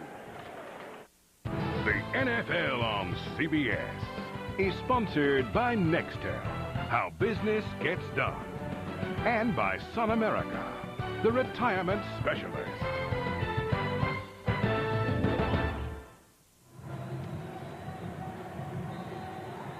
Ready to go as we come back to Invesco Field at Mile High with the Patriots with the ball. Leading the game is from the shotgun now on 1st and 10. Tom Brady sets himself. First look from the shotgun. Quick timing pattern. A wide receiver screen to Troy Brown. He's setting up the blockers quickly. He does get about 4 yards. Of the surprise teams this year, which one has the best chance of going the distance? The Bears, who won an unbelievable comeback game today. The Bengals, who won again at Detroit. The Browns, who are playing sensationally. The Chargers, the 49ers, or the Steelers? I'd say the Steelers. Just log out and cast your vote at NFL.com. Steelers have the #1 running game, the #1 defense, and a kicker who can kick it from a mile out. Pitch back to Antoine Smith. And they don't get much. And now Troy Brown is shaken up a bit. What a player he's been. He was an 8th-round draft choice. He came out the same year that Drew Bledsoe was drafted #1 in the whole league. Yeah, you see there, he's getting right back in the game too, and you can bet that Tom Brady's breathing a sigh of relief there as his go-to guy comes in. Troy Brown played for the Thundering Herd of Marshall, and he can really throw the ball as well as catch it. Brady on 3rd down steps in, makes a throw, and it's taken in unbelievably by Brown, who goes way up, a fingertip grab. Still shaken up, and somehow he makes yet another play right between the 2 starting corners, O'Neill and Walker. And that's the NFL, Don. That guy, Brown, comes off the bench after being shaken up and makes a crucial 3rd down catch in traffic and takes the shot from 3 guys around him. That's why a quarterback throws some guys the ball more than others right there, Don. 11-yard gain. Troy Brown has caught 8 for 70 yards and a touchdown. Bobble ball, it's on the field, and Brady falls on it. John Mobley was on him quickly. Well, there it is, Don. First mistake he's made in 5 weeks, fumbling the snap. And he got the ball back.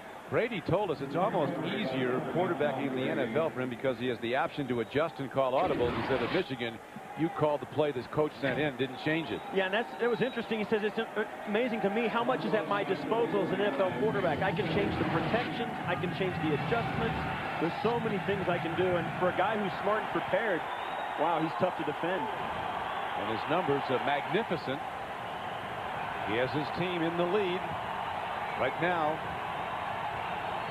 20-17 game. Brady stands in another screen near side and beautifully diagnosed. He goes to J.R. Redmond and Chester McLaughlin. The first time we've called his name all day, but he really snuffs it out and ends that play quickly for a substantial loss all the way back to the 49-yard line of the Patriots. Well, Chester McLaughlin has been in the Pro Bowl because of things like this. He's a little bit more inconsistent at this point in his career. But Chester is a guy that when it's there for him to turn on and he flips the switch, he's tough to attack, man. That guy's got it all. He's a power, 334 pounds. Third down, needing a long yardage. The first sack of the day as the Bronco defense rises up. Led by Trevor Price, 93, and Bertrand Berry, 92. So all of a sudden, the momentum of this game has changed dramatically, and Bill Belichick knows that better than any of us after he saw the 65-yard pass play for a touchdown last time that the Broncos had the ball. Yeah, the momentum has definitely switched. Even though the Broncos are trailing by 3 at this point, the game is in their hands. There's no question they've got it. Ken Walter in to punt the ball. New punter Lee Johnson was waived after the San Diego game, and here is the punt, hit down and caroms into the end zone to Bucky Jones, unable to keep it out. So it goes for 54 yards, but 20 comes off on the touchback. Net yardage 34. First down Broncos when we come back. Last 4 possessions for the Broncos. See how it's gone for them. Now this is the most recent one, obviously the touchdown, but the momentum has swung definitely in their favor. Gracie got his best field position on the previous possession and capitalized right away with a 65-yard pass play for a touchdown. He's going for the distance again. Long ball. Kinnison off his fingertips. Eddie Kinnison, the fastest Bronco receiver, but a man who has at times the ability to make a spectacular catch and then the ability to drop a perfectly thrown ball like that. And I'll tell you what, Don, I'll tell you what everybody on the sidelines in this stadium's thinking. Ed McCaffrey doesn't drop this ball. I don't think Ed McCaffrey gets out that far either that fast. That's nothing against Eddie Kinnison, but that's exactly what people are thinking. And Brian Griese needed his receiver to make a play for him on that. If they do that and make that play, this game may well be over. We're a long way from over, though, I think, in this one. We're going down to the final gun. Handoff. Breaking it for the moment is Orlandis Gary. Big back out of Georgia. Boy, they get all their backs in the lower rounds. Mike Anderson, the starter, a 6th-round draft choice. Orlandis Gary, a 4th-rounder. Terrell Davis was a 6th-rounder.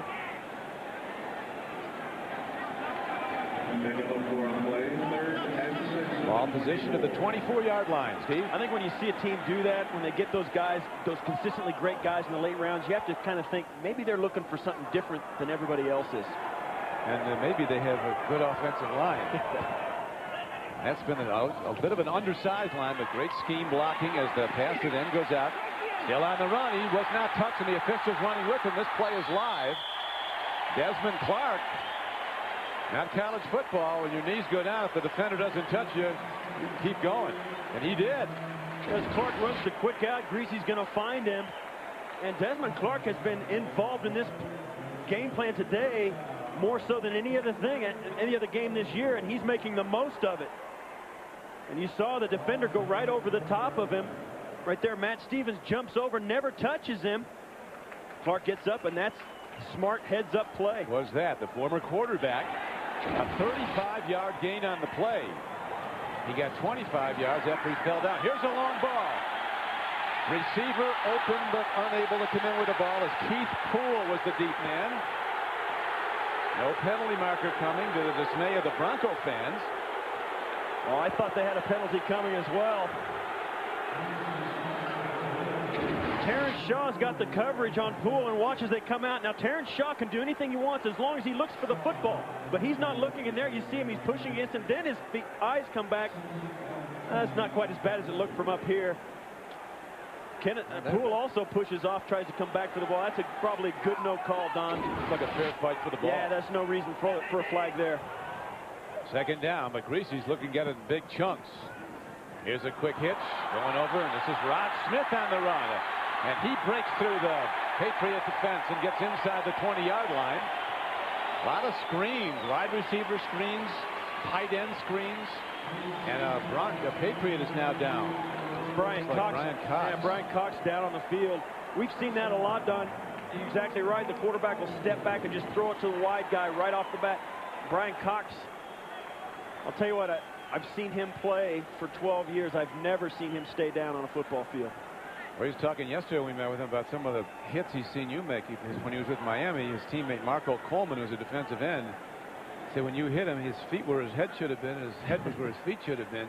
We used to got a clean shot. That's right. Well, there were some battles going on, but Brian Cox is a guy who Bill Belichick picked up, who played for him in New York when he was with the Jets, and now Brian Cox is the guy. Brian's ankle might yeah, bother him. He had some interesting observations about his own career. He said he's more valuable now as a leader than he is on the field, but he's been very important to this Patriot team. You watch down here, and Laura right there, just got caught, and that's not good. His foot came over the top of his leg. He's up though. Yeah, that's good to see. That is not good. That was not a pretty thing to see. But Brian Cox is a guy. He's one of those guys when you play against him, Don, you hate him. You can't stand him, but secretly you wish he was on your team. Yeah. Fun guy. He came into our meeting with a shirt and tie, gold tie and gold shirt of silk that are worth more than my car. Monday on CBS, spend Halloween with the King of Queens. It's an episode so funny, it's scary. Monday on CBS. So the ball is, I think Cox is looking down. The guy that submarined him, but it didn't look like there was any intent to it. It looked like it was going to be fairly innocuous, but when his foot got caught underneath him, then the injury happened. First down, Greasy pump faking to the end zone, locks the ball, and he indeed continues to go to Desmond Clark, and it's incomplete. Bucky Jones had the defense on him, and he just didn't bite. It was an out and up by Desmond Clark. He ran the quick out like he's caught 3 or 4 times. Then he turned back up the field, and Bucky Jones wanted no part of it. Mike Shanahan knows it was close. What a winner he's been. You want to talk about living and dying with every snap. That's a guy, especially on his offensive side of the ball. He is one of the best. A man who knows how to win football games. Back-to-back Super Bowl wins. Here is the handoff, and running hard with the ball, and Orlandis Gary takes on the Patriot defenders. New England's had problems stopping the run this season, and it's in evidence there. I think one of the things that New England does have a kind of a reputation for being soft against the run, but one of the reasons is, especially in the past few weeks, they've been ahead and have not really had a team try and pound it out on the ground. So they kind of protecting a lead. They're playing soft. They're letting them run the game and let the clock go. So I think that might be a little bit of a misnomer that they're soft against the run. Interesting formation now. 5 players deployed as wideouts. One comes in motion. This is Orlandis Gary. Open backfield, and now a timeout is signaled. And the Patriots are the ones who call it. Broncos have never led in this game. They were down 10-0, tied at 10-10, down 17-10 at halftime, then down 20-10, now down by 3. Tonight, after 60 minutes, what do you tell your child when he asks one of life's biggest questions? Don't miss an all-new Education of Max Bickford tonight after 60 minutes here on CBS.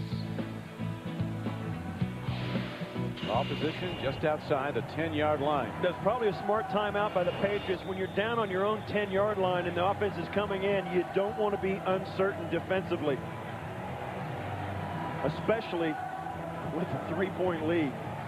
We talked, Steve, about the Broncos scoring problems. They are averaging almost 35 points a game and winning their first 2 against the Giants in Arizona. And in the subsequent 4 games, they've scored only 16 points a game, and now they're looking to perhaps take the lead for the first time as Greasy on 3rd and 1 has an interesting play call. I think one of the things that's happened to them is their running game has evaporated, and I think Brian Greasy's numbers reflect that. He's been trying to win games by himself. He fakes so well. He freezes the defense. This time he gives on the run, and Orlandis Gary goes right at a great trap block up the middle. Springs a gap. Ed Johnson makes the tackle, but he makes it at the 6-yard line. 1st and goal, Broncos. Brandon Mitchell almost had Orlandis Gary right in the backfield for no gain. Watch as he comes right here. Just misses him. Gary makes the slight sidestep and gets the first down. Great running, excellent defensive play as well, but it just didn't turn out for the Patriots. Nalen, the 4-time Pro Bowler, making big blocks. Here's the throw and the catch, and the Broncos take the lead. Dwayne Carswell.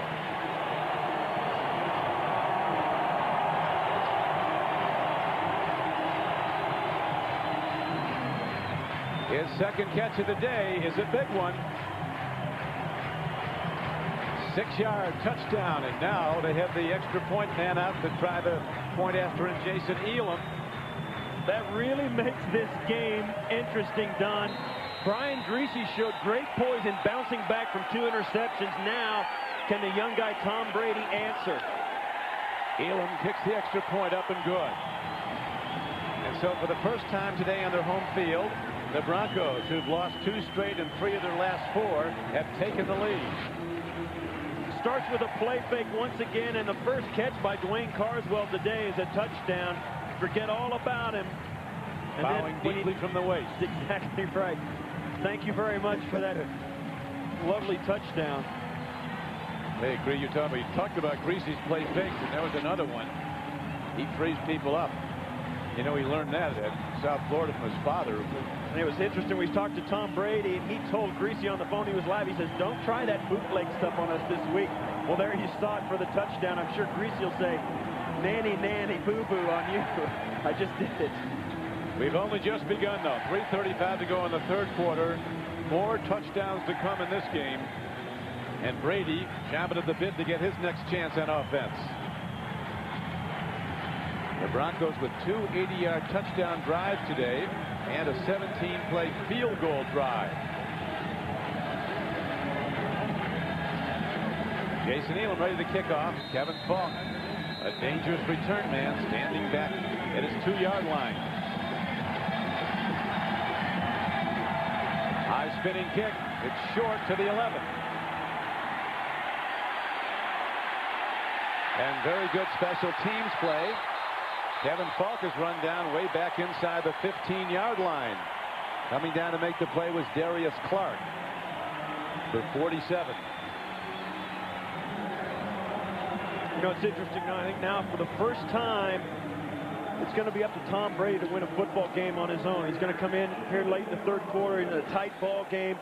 There's no 3-touchdown lead like there was a week ago in Indianapolis. This is going to be Tom Brady's moment to really say, I really can. I'm not a fluke. I am the real deal. Brady has thrown for only 20 yards in the second half. Griese's thrown for 127. Handoff and fighting for yards and getting plus yards out to the 30-yard line is his running back Antoine Smith. Follow all the games on NFL.com, and after the games get in-depth analysis and recaps from the experts. Only at NFL.com or AOL keyword NFL.com. Each quarterback, Steve, threw for 119 yards in the first half, but a very different story in the second. Yeah, Brady for 20 yards. Brian Griese for 127 yards in the second half, and we're only just coming to the end of the third quarter. 2:48 to play in it. Second down and short. Back to the run. Huge defensive play. The middle backer, Al Wilson, shooting the gap. And making the stop for a loss on the play. Back to the 28-yard line. So now Brady looks to the sideline.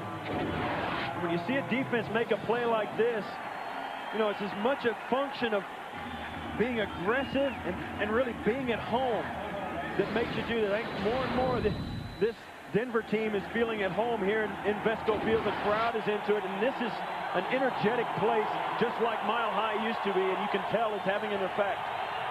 Up to call signals. Brady in the shotgun. Third down. Needs 4. Makes the throw and the catch. It goes to Charles Johnson. And Johnson makes a big play on a slant route over the middle. Timing throw. Beautifully executed. The drive continues. This is a zone blitz. Leon Lett drops out from being a pass rusher trying to defend the pass. You see there right there. He just misses the play. Trying to confuse Tom Brady with a different blitz look by pulling a pass rushing defensive lineman out into coverage and sending one of the small guys after him. But Brady, once again, not fooled. Brady steps in. Here comes the rush. Here's the throw. Another perfect strike out to the midfield line. And it's a gain on the play of 13 yards and another first down. David Patton coming down with the ball. It continues. Yeah, it continues to be Tom Brady's styles to hit guys all over the field. I mean, he's hit 6 or 8 different receivers today. David Patton again. That's really difficult for a defense, Don. If every guy on your team who's eligible is catching passes, who do you concentrate on? He makes you play the whole field. And he sees the whole field. First down. Patriots trailing for the first time in the game late in the third quarter. Hand up. Big gap. And rocketing straight ahead, close to first down yardage. It looks from the linesman's spot that he has it. Live from Channel 12, here's today's Rhode Island lottery number. Good evening, I'm Nick Blair from Island College. Welcome to tonight's daily number drawing. Here's tonight's winning number. First digit 0, second digit 2, third digit 9, and final digit 7. Repeating 0297. Have a good night. Made a big block, so did Robinson Randall. First down, Patriots. Another quick throw near side. Patton gets yards as the very fast defenders for the Broncos run him out of bounds. Denard Walker, 27. John Mobley was also on the play. John is a real offensive. It really is. Textbook.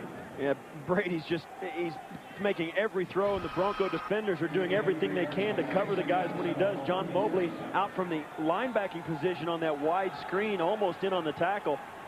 He had talked to Mobley yesterday, and he said, you know, I just want to make sure I'm assignment pure. Yeah. And that's really, when you're assignment pure, it means you don't make mistakes, and against a quarterback like Brady, that's important. And at the end of the third quarter, Patriots trailing now 24-20 to the Broncos. Will return after this message from your local station. The young starter, Tom Brady, continues to build his passing numbers. He's hit 21 of 24 for 163 yards in this game. 2 for touchdowns. His counterpart, former teammate at Michigan, Brian Greasy, has hit 15 of 25 for 246 yards and 2 touchdowns. But 2 have been intercepted. 1 a tip ball. It really wasn't his fault. 1 was right to the wrong guy. But now Greasy has led his team back to take the lead for the first time as we start the fourth quarter. Brady on second down, needing 6, makes the throw. It's on the hands of his receiver, but so is a jarring tackle on that receiver, Troy Brown. And the ball is separated. Delta O'Neal, 24. A big hit. And you talk about these quarterbacks and how they're playing. Both of them are playing really well.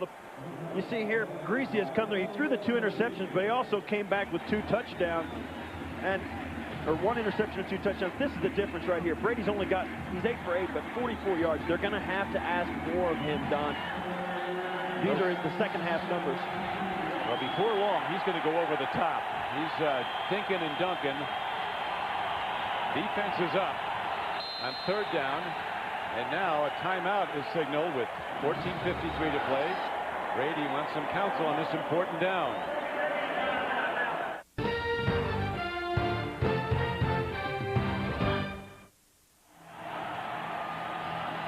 Denver 24, New England 20. As we come up to third down, and the young quarterback needs 7. The Broncos exhort the crowd here at Invesco. Brady with maybe his biggest snap of the day coming now to keep the drive alive. Early in the fourth quarter. 3 wide receivers, 2 backs. Hand off. They go to Mark Edwards, and he crashes ahead. They go to a fullback run. And there's a penalty marker down as Edwards goes down at about the 34-yard line. A good 4 yards short of where he needed to go for the first down. And there's a face mask at the end of that. On the defense, we'll see if it's going to be a 5, 10, or 15-yarder. 15-yarder, yeah. Depending on the severity, here's Walt Coleman. Face mask, 5 yards, number 56, will result in a first down. Wow. You'll watch here as it comes in. I don't see it yet. There it is right there. Al Wilson gets his hand up around the face mask. Spot foul, so it's where he was. That's exactly right. And they were past. They got the first down. They were 5-yard penalty. Exactly. The 5-yard penalty gave them the first down. We've seen that at 2 crucial times today against the Broncos. First and 10. The drive lives for the Patriots. Bronco defenders coming hard. Brady gets time. Fires. Extending for the ball is Kevin Falk. He can't get it. It'll be second and 10 as we head back to New York. And to Jim Nance. Jim? All right, thank you, Don. Tight games, the order of the day. Out at Seattle, 1-yard run here. Lamar Smith to tie it. They've moved on to the fourth quarter. 12 minutes to play. Tied at 17. Let's go back to Don and Steve. Thanks, Jim. Right now we have second down and 10 coming up after a near miss over the middle. Defenders, there's John Mobley, a very good pass cover with their speed. Mike Shanahan has linebackers who can not only play the run and blitz, they can pass cover. On second down, Brady stands in. He swings it out. Another screen play. This one comes near side to Antoine Smith, and he's down inside the 25-yard line to the 23. The Patriots have a beautiful new stadium coming next summer. CMGI Field. Here it is under construction in Foxborough. An absolutely fabulous facility, as is this one the Broncos play in. Here's a virtual tour of it. And I tell you, Don, there's a lot of new stadiums around the NFL, and each one is more beautiful than the last. And I'm sure the one in New England, which that guy right there told us is going to feature a lighthouse. Yeah, lighthouse and a bridge. Bob Kraft, who said you only build one stadium in your lifetime. We decided to make it a good one. They did. Right now, third down and 4. Throw and a catch. Troy Brown. And a penalty marker's down as Brady is hit. His helmet's knocked off after he releases the ball. And they might get Trevor Price on a roughing the passer call. And that'll be the second one. The first one was the first series of the game, and there it is. Roughing the passer. Now this is what's really hurt the Broncos today, Don, more so than I think even more so than Greasy's 2 interceptions have been the penalties at crucial times on drives. Roughing the passer, number 93, defense, hit to the head. That's the distance for the goal. First down. Another costly personal foul keeps the drive alive. You'll see there as he releases the ball. And that's just silly. I mean, there's no reason for that. What's he right in his face? They're going to call that every time. And I don't know how many times that has to happen around the National Football League before the defensive linemen learn it. His hand was up around the face mask of the quarterback, and they're going to call it every time.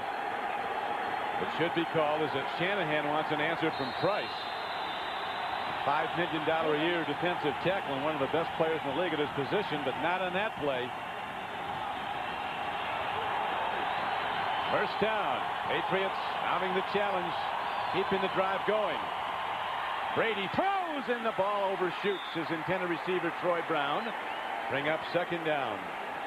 Yeah, that was a play when the defense ran on late, and as Brady backed up into the pocket, he didn't know exactly what defense he was looking at because the Broncos couldn't get lined up. You see there, running on very late is Kavika Pittman, and Brady didn't know exactly who was covering who was rushing. He didn't know exactly what was going to happen with the defense, and he looked a little hesitant on his decisions and his read. Now Brady sets his team with 4 wide receivers. Draw play to Kevin Falk, and he's inside the 10-yard line, but well short of a first down, so that brings up third down and a 6 or 7. Tackle made by big Leon Lett, the former Dallas Cowboy, number 94. Leon Lett, one of those guys who's one of the, well, I don't know what you call them, they're huge. I mean, you can use any big adjective. He's big, and that's what they need down there with Chester McLaughlin and Leon Lett in there. They're like tree stumps. You can't move them, so you have to run around them. Charlie Weiss, the offensive coordinator for the Patriots, with a play call here. Third down, needing 7. His team down by 4. And in his wisdom, Tom Brady calls a timeout. Wanted to make sure it worked. Getting a defensive look he wasn't ready for.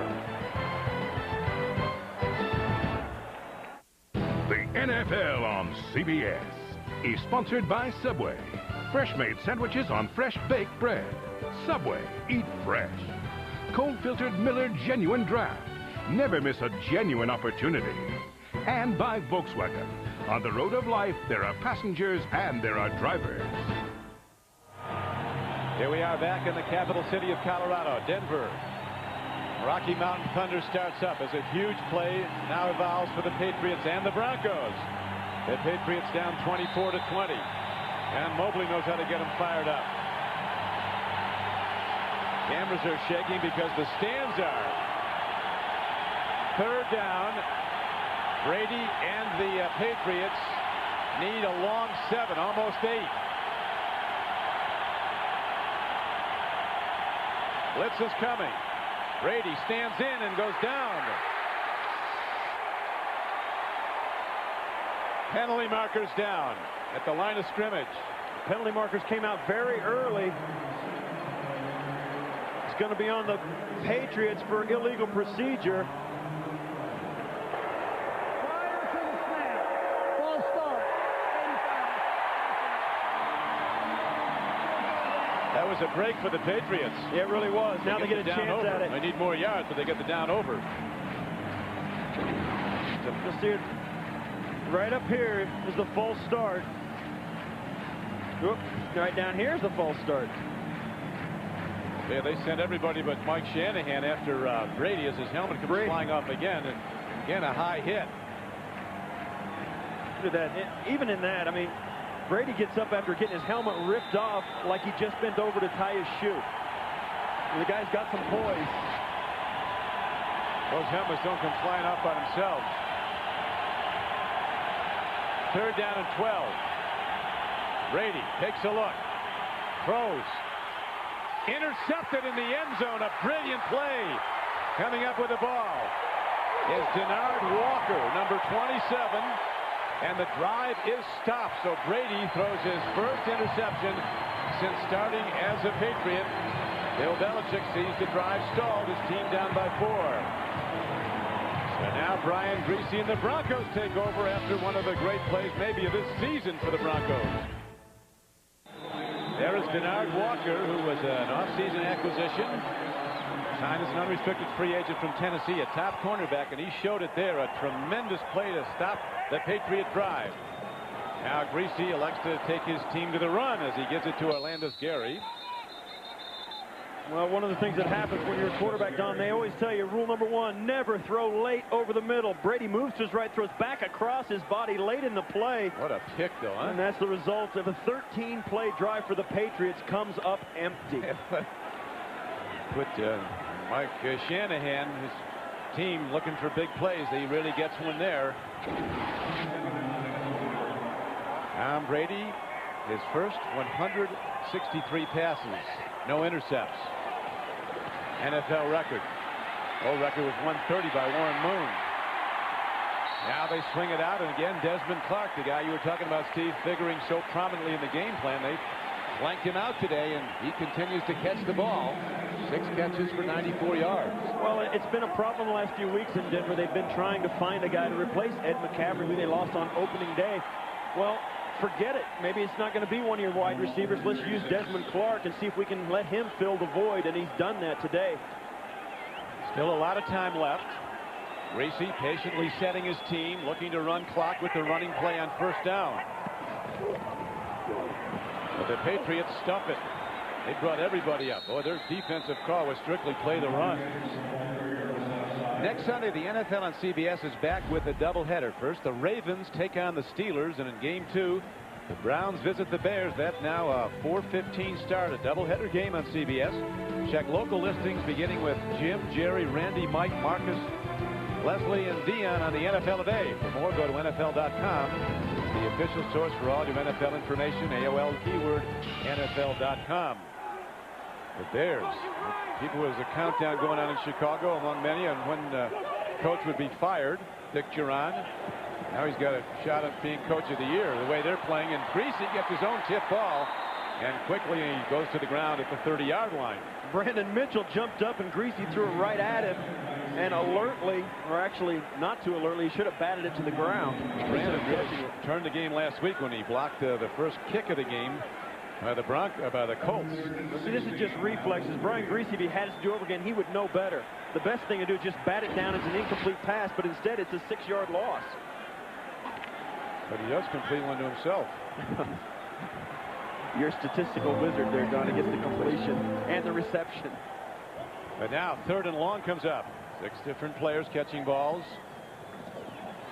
Greasy stands in. He's going deep. And a nice breakup. The ball is broken up by Otis Smith.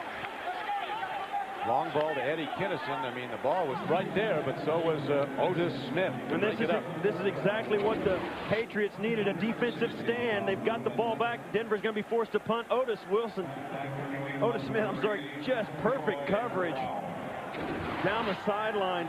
Eddie Kinnison had no chance on that catch.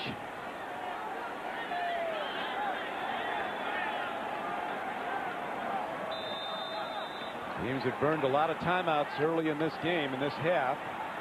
And now Denver is signaling a timeout before they punt the ball, which is unusual on 4th and 16. The NFL on CBS is sponsored by Dr. Pepper and your local Dr. Pepper bottler. Dr. Pepper makes the world taste better. And by Burger King, home of the Whopper.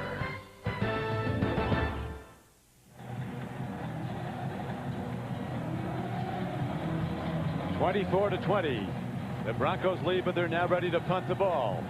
Tonight on 60 Minutes, did Saddam Hussein have a hand in the terror attack on the United States? Leslie Stahl reports from Iraq. That's tonight on 60 Minutes, followed by Oscar and Richard Dreyfuss in the new hit series, The Education of Max Bickford. Then a magical wedding dress passes through the lives of 5 different couples. Tyne Daly stars in the CBS Sunday movie, The Wedding Dress, all tonight on CBS. Now Tom Ruin ready to boom the ball. He can kick it far. Troy Brown back to return the punt. Line drive kick. Patriots will return this. Brown backpedaling to his 17. Weaving ahead, Bill Belichick says nobody has better special teams than the Broncos, and they show it there. You were a specialist, Steve, going to 7 Pro Bowls for the Bills.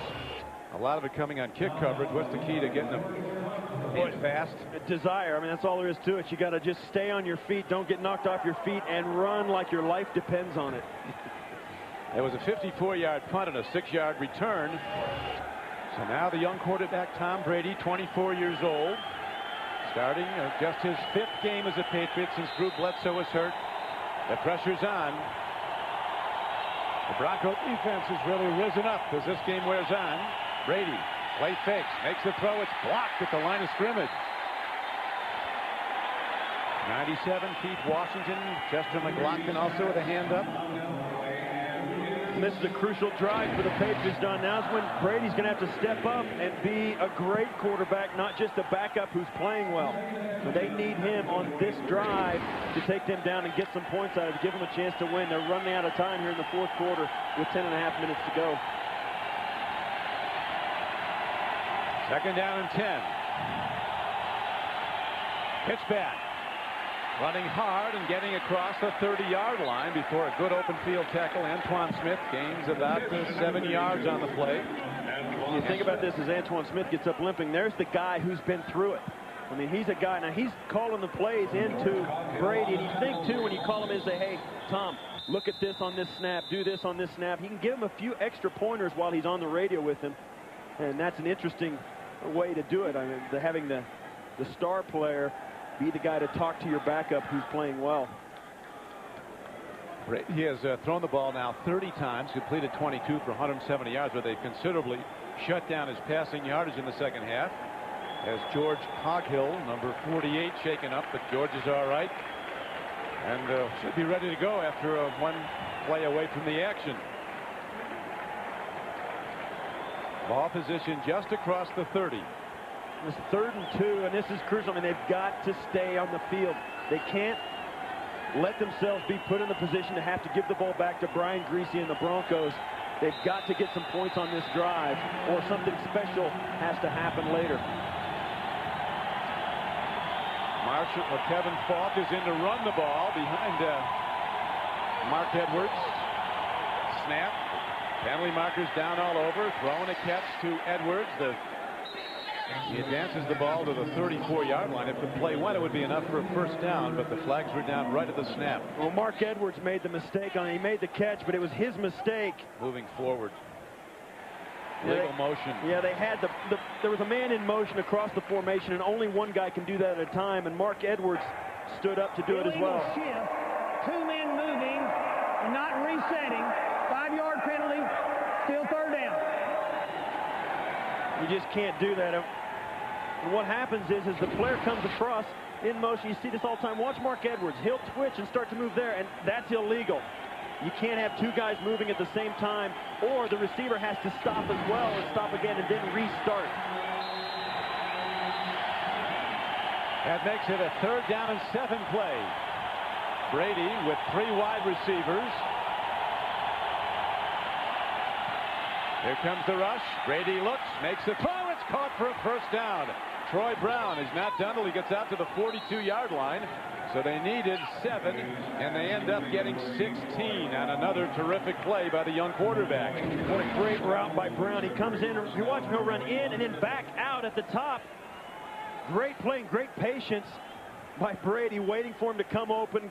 Good time by the offensive line. This is why the Patriots have been successful in the last month. Brady, not only has he thrown the ball accurately, he's had time to see the defense. So the clock thickens, the pressure builds, and Brady and the Patriots have a first down. Give to Falk, protecting the ball with both arms. Broncos give up yardage grudgingly straight ahead. Mobley with the tackle. And a gain of about 3 yards on the play. Second down and 7. Now, it's interesting. We saw Antoine Smith come out of off the field a little while ago limping badly. Now the guy in there is Kevin Falk in a crucial drive in the fourth quarter. You always want to have your best guys in there, but New England rotates their guys more than anybody, so Falk is going to be prepared for this drive. Troy Brown had caught that last one. He said, Steve, in that San Diego game after it was over, that nobody would believe we couldn't win after the way Brady led us in the huddle, as they came back from 10 points down with just over 5 minutes to play to win 29-26. When you step into the huddle in the NFL, Don, they always say stuff about having a presence in the huddle, and it really all comes down to how you perceive your quarterback to feel, how confident he is and whether he knows what he's doing. Some guys, you step in there and they can say 3 words and you know they've got it. Other guys could talk all day and you never believe it. Yeah, well, we got to see what he can do with his arm and what the Bronco defense can do. They've been coming hard at front 4, generating pressure straight up the middle. Here's a blitz picked up. Brady looks, makes a throw. Open man, but it's overshot and intercepted by Delta O'Neal. How prophetic the words of Belichick, who told us yesterday, if you throw it near O'Neal, there's a very good chance he's going to grab it, and he did. For those of you expecting to see 60 minutes, you're watching the NFL on CBS and the game between the New England Patriots and the Denver Broncos. I'm Don Criqui along with Steve Tasker. Our score is 24-20. The Broncos in the lead. 60 minutes will be seen in its entirety immediately following this game, except on the West Coast. So Brady picked off for a second time in this game, and for the second straight possession he's picked off over the previous one in the end zone. Delta O'Neal picked off Trent Green of the Kansas City Chiefs this season 4 times in one game. Now the Broncos will try to run the ball and the clock. Not much on first down as Orlandis Gary carries. We're coming to you in Vesco Field at Mile High. A dramatic game under a full moon in the Mile High City, as the Denver Broncos were down 10-0. Later they were down 20-10. They've rallied to take a 24-20 lead. And now, after intercepting the previously unintercepted quarterback for the Patriots, Tom Brady, twice, they look to run clock in the ball. Ryan Greasy under the run. He makes the throw, and a tremendous fingertip catch by Carswell. And he's out across the 30-yard line. And he has a first down for the Broncos. Knocked out of bounds by Otis Smith. Well, this has been a game in which Denver has done everything they've needed to do offensively, and the defense has overcome all the problems they've caused themselves. Here you see Greasy finding one more guy. He's hit just about everybody who was eligible today. They're buying himself a little time, and that's the kind of thing that has given him problems with his shoulder, Don. Late in ball games, he's taken some heat and some hits that have hurt. Look at all the guys that the Patriots are bringing up. They're looking to play run. Run it is. Trying to turn wide, then cutting back. Orlandis Gary. He's got nothing but the white-shirted Patriots to sweep him under, led by the cornerback Otis Smith. Still, the clock continues to run. The Patriots' dilemma compounded by the fact they have no more timeouts remaining. That's right, and there you see Tom Brady, was victimized by Delta O'Neal. He threw the ball up on the big corner route, and you see there he was 0 for interceptions on his first 163 attempts, and now he's got 2 in his last 3. And you know, we spoke with him yesterday, and you get the feeling it's not going to bother him. He's going to bounce back very well. But Greasy right now engineering his team very nicely with a second down and 10 play coming. They go to a reverse, and they get an open channel. A first down and more as the ball is handed off running around near side, and Eddie Kinnison is ahead for a gain of 12 yards and a first down. Well, this is what the Broncos need. Just get first downs, run the clock, use their field position to their advantage. The fact that the Patriots can't stop the clock, all Denver has to do is stay on the football field offensively, and they win this football game. Great play call by Mike Shanahan, keeping the ball on the ground and yet doing something a little bit daring. Both these teams 3-3, but very different 3-3s. The Broncos with the ball have lost 3 of their last 4. The Patriots have won 3 of their last 4. Greasy takes a look. Pump fakes. Here comes the rush. McGinnis gets him a sack back inside the 30. A phenomenal play by Willie McGinnis, who's had back surgeries and injury problems, but his coaches say this defense works when McGinnis is in there. And that's a huge play for about a 12-yard loss for the Broncos, and that could be the thing that makes it possible for the Patriots to get the football back.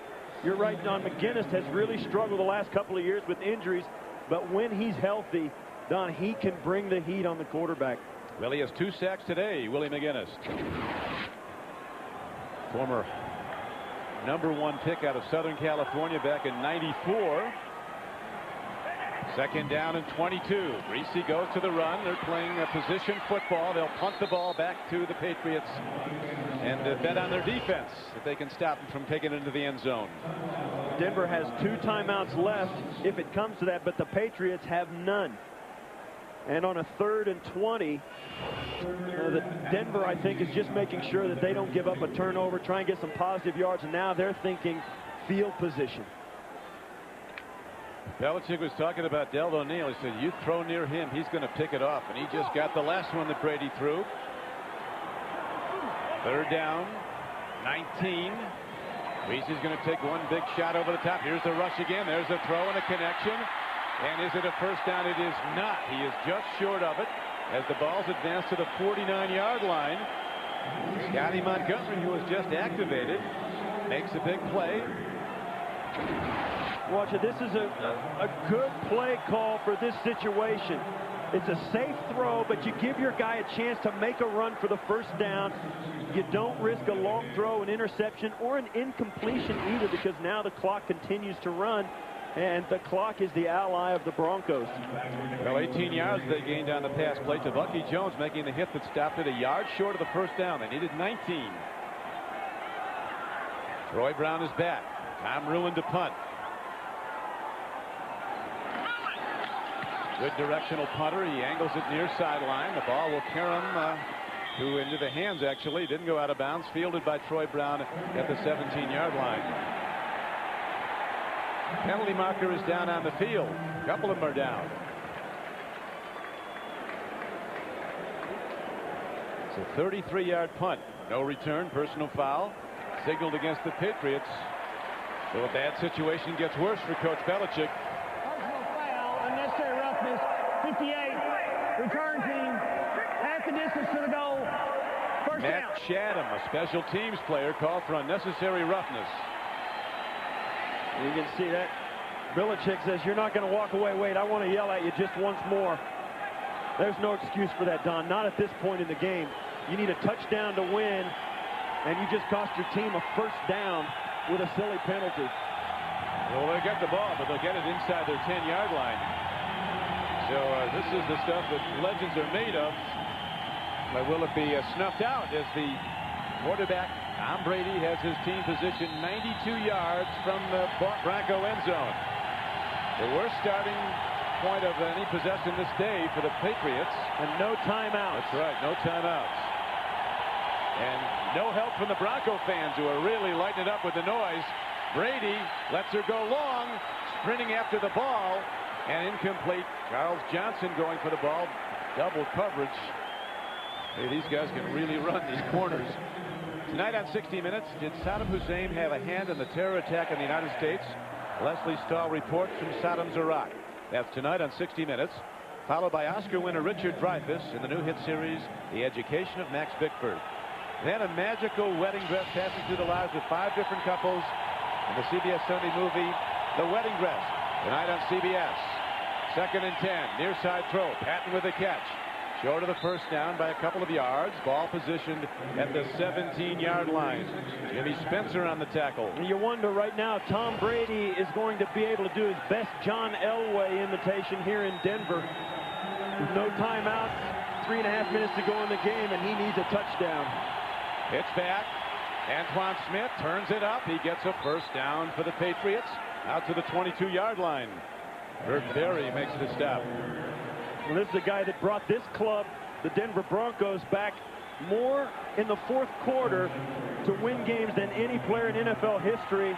Tom Brady, just at the very beginning of his career, has a chance to begin that streak. But he does not have the mobility that John Elway had, so he's not a running threat, but he can sure gun it as he triggers another strike down into the hands of David Patton.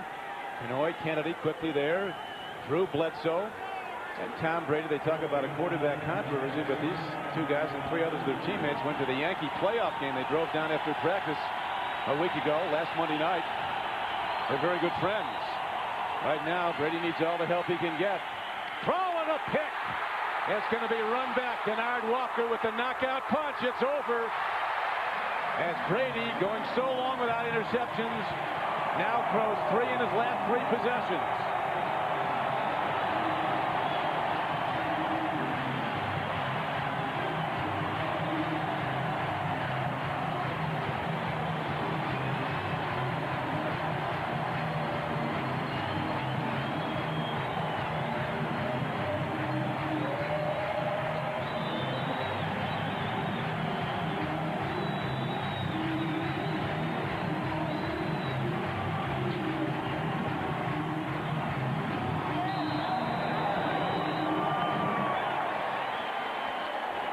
The defenders rise up for the Broncos. Now the extra point by Elam is booted up and through.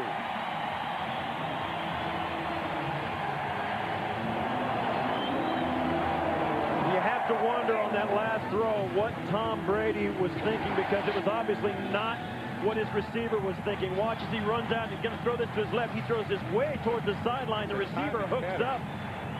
He expected the receiver to continue to the sideline, and the receiver hooked up. That was timing throw. He was throwing to a spot, and the receiver went the other way. That's exactly right. I'd be surprised if after they look at the game films that Brady's at fault on that throw. Yeah, somebody was at fault, whether it was Brady or not. I always tend to say it was probably the receiver's fault. And as he walks off the field, there's a guy who's been through it too, Drew Bledsoe. He knows what it's like to throw a pick.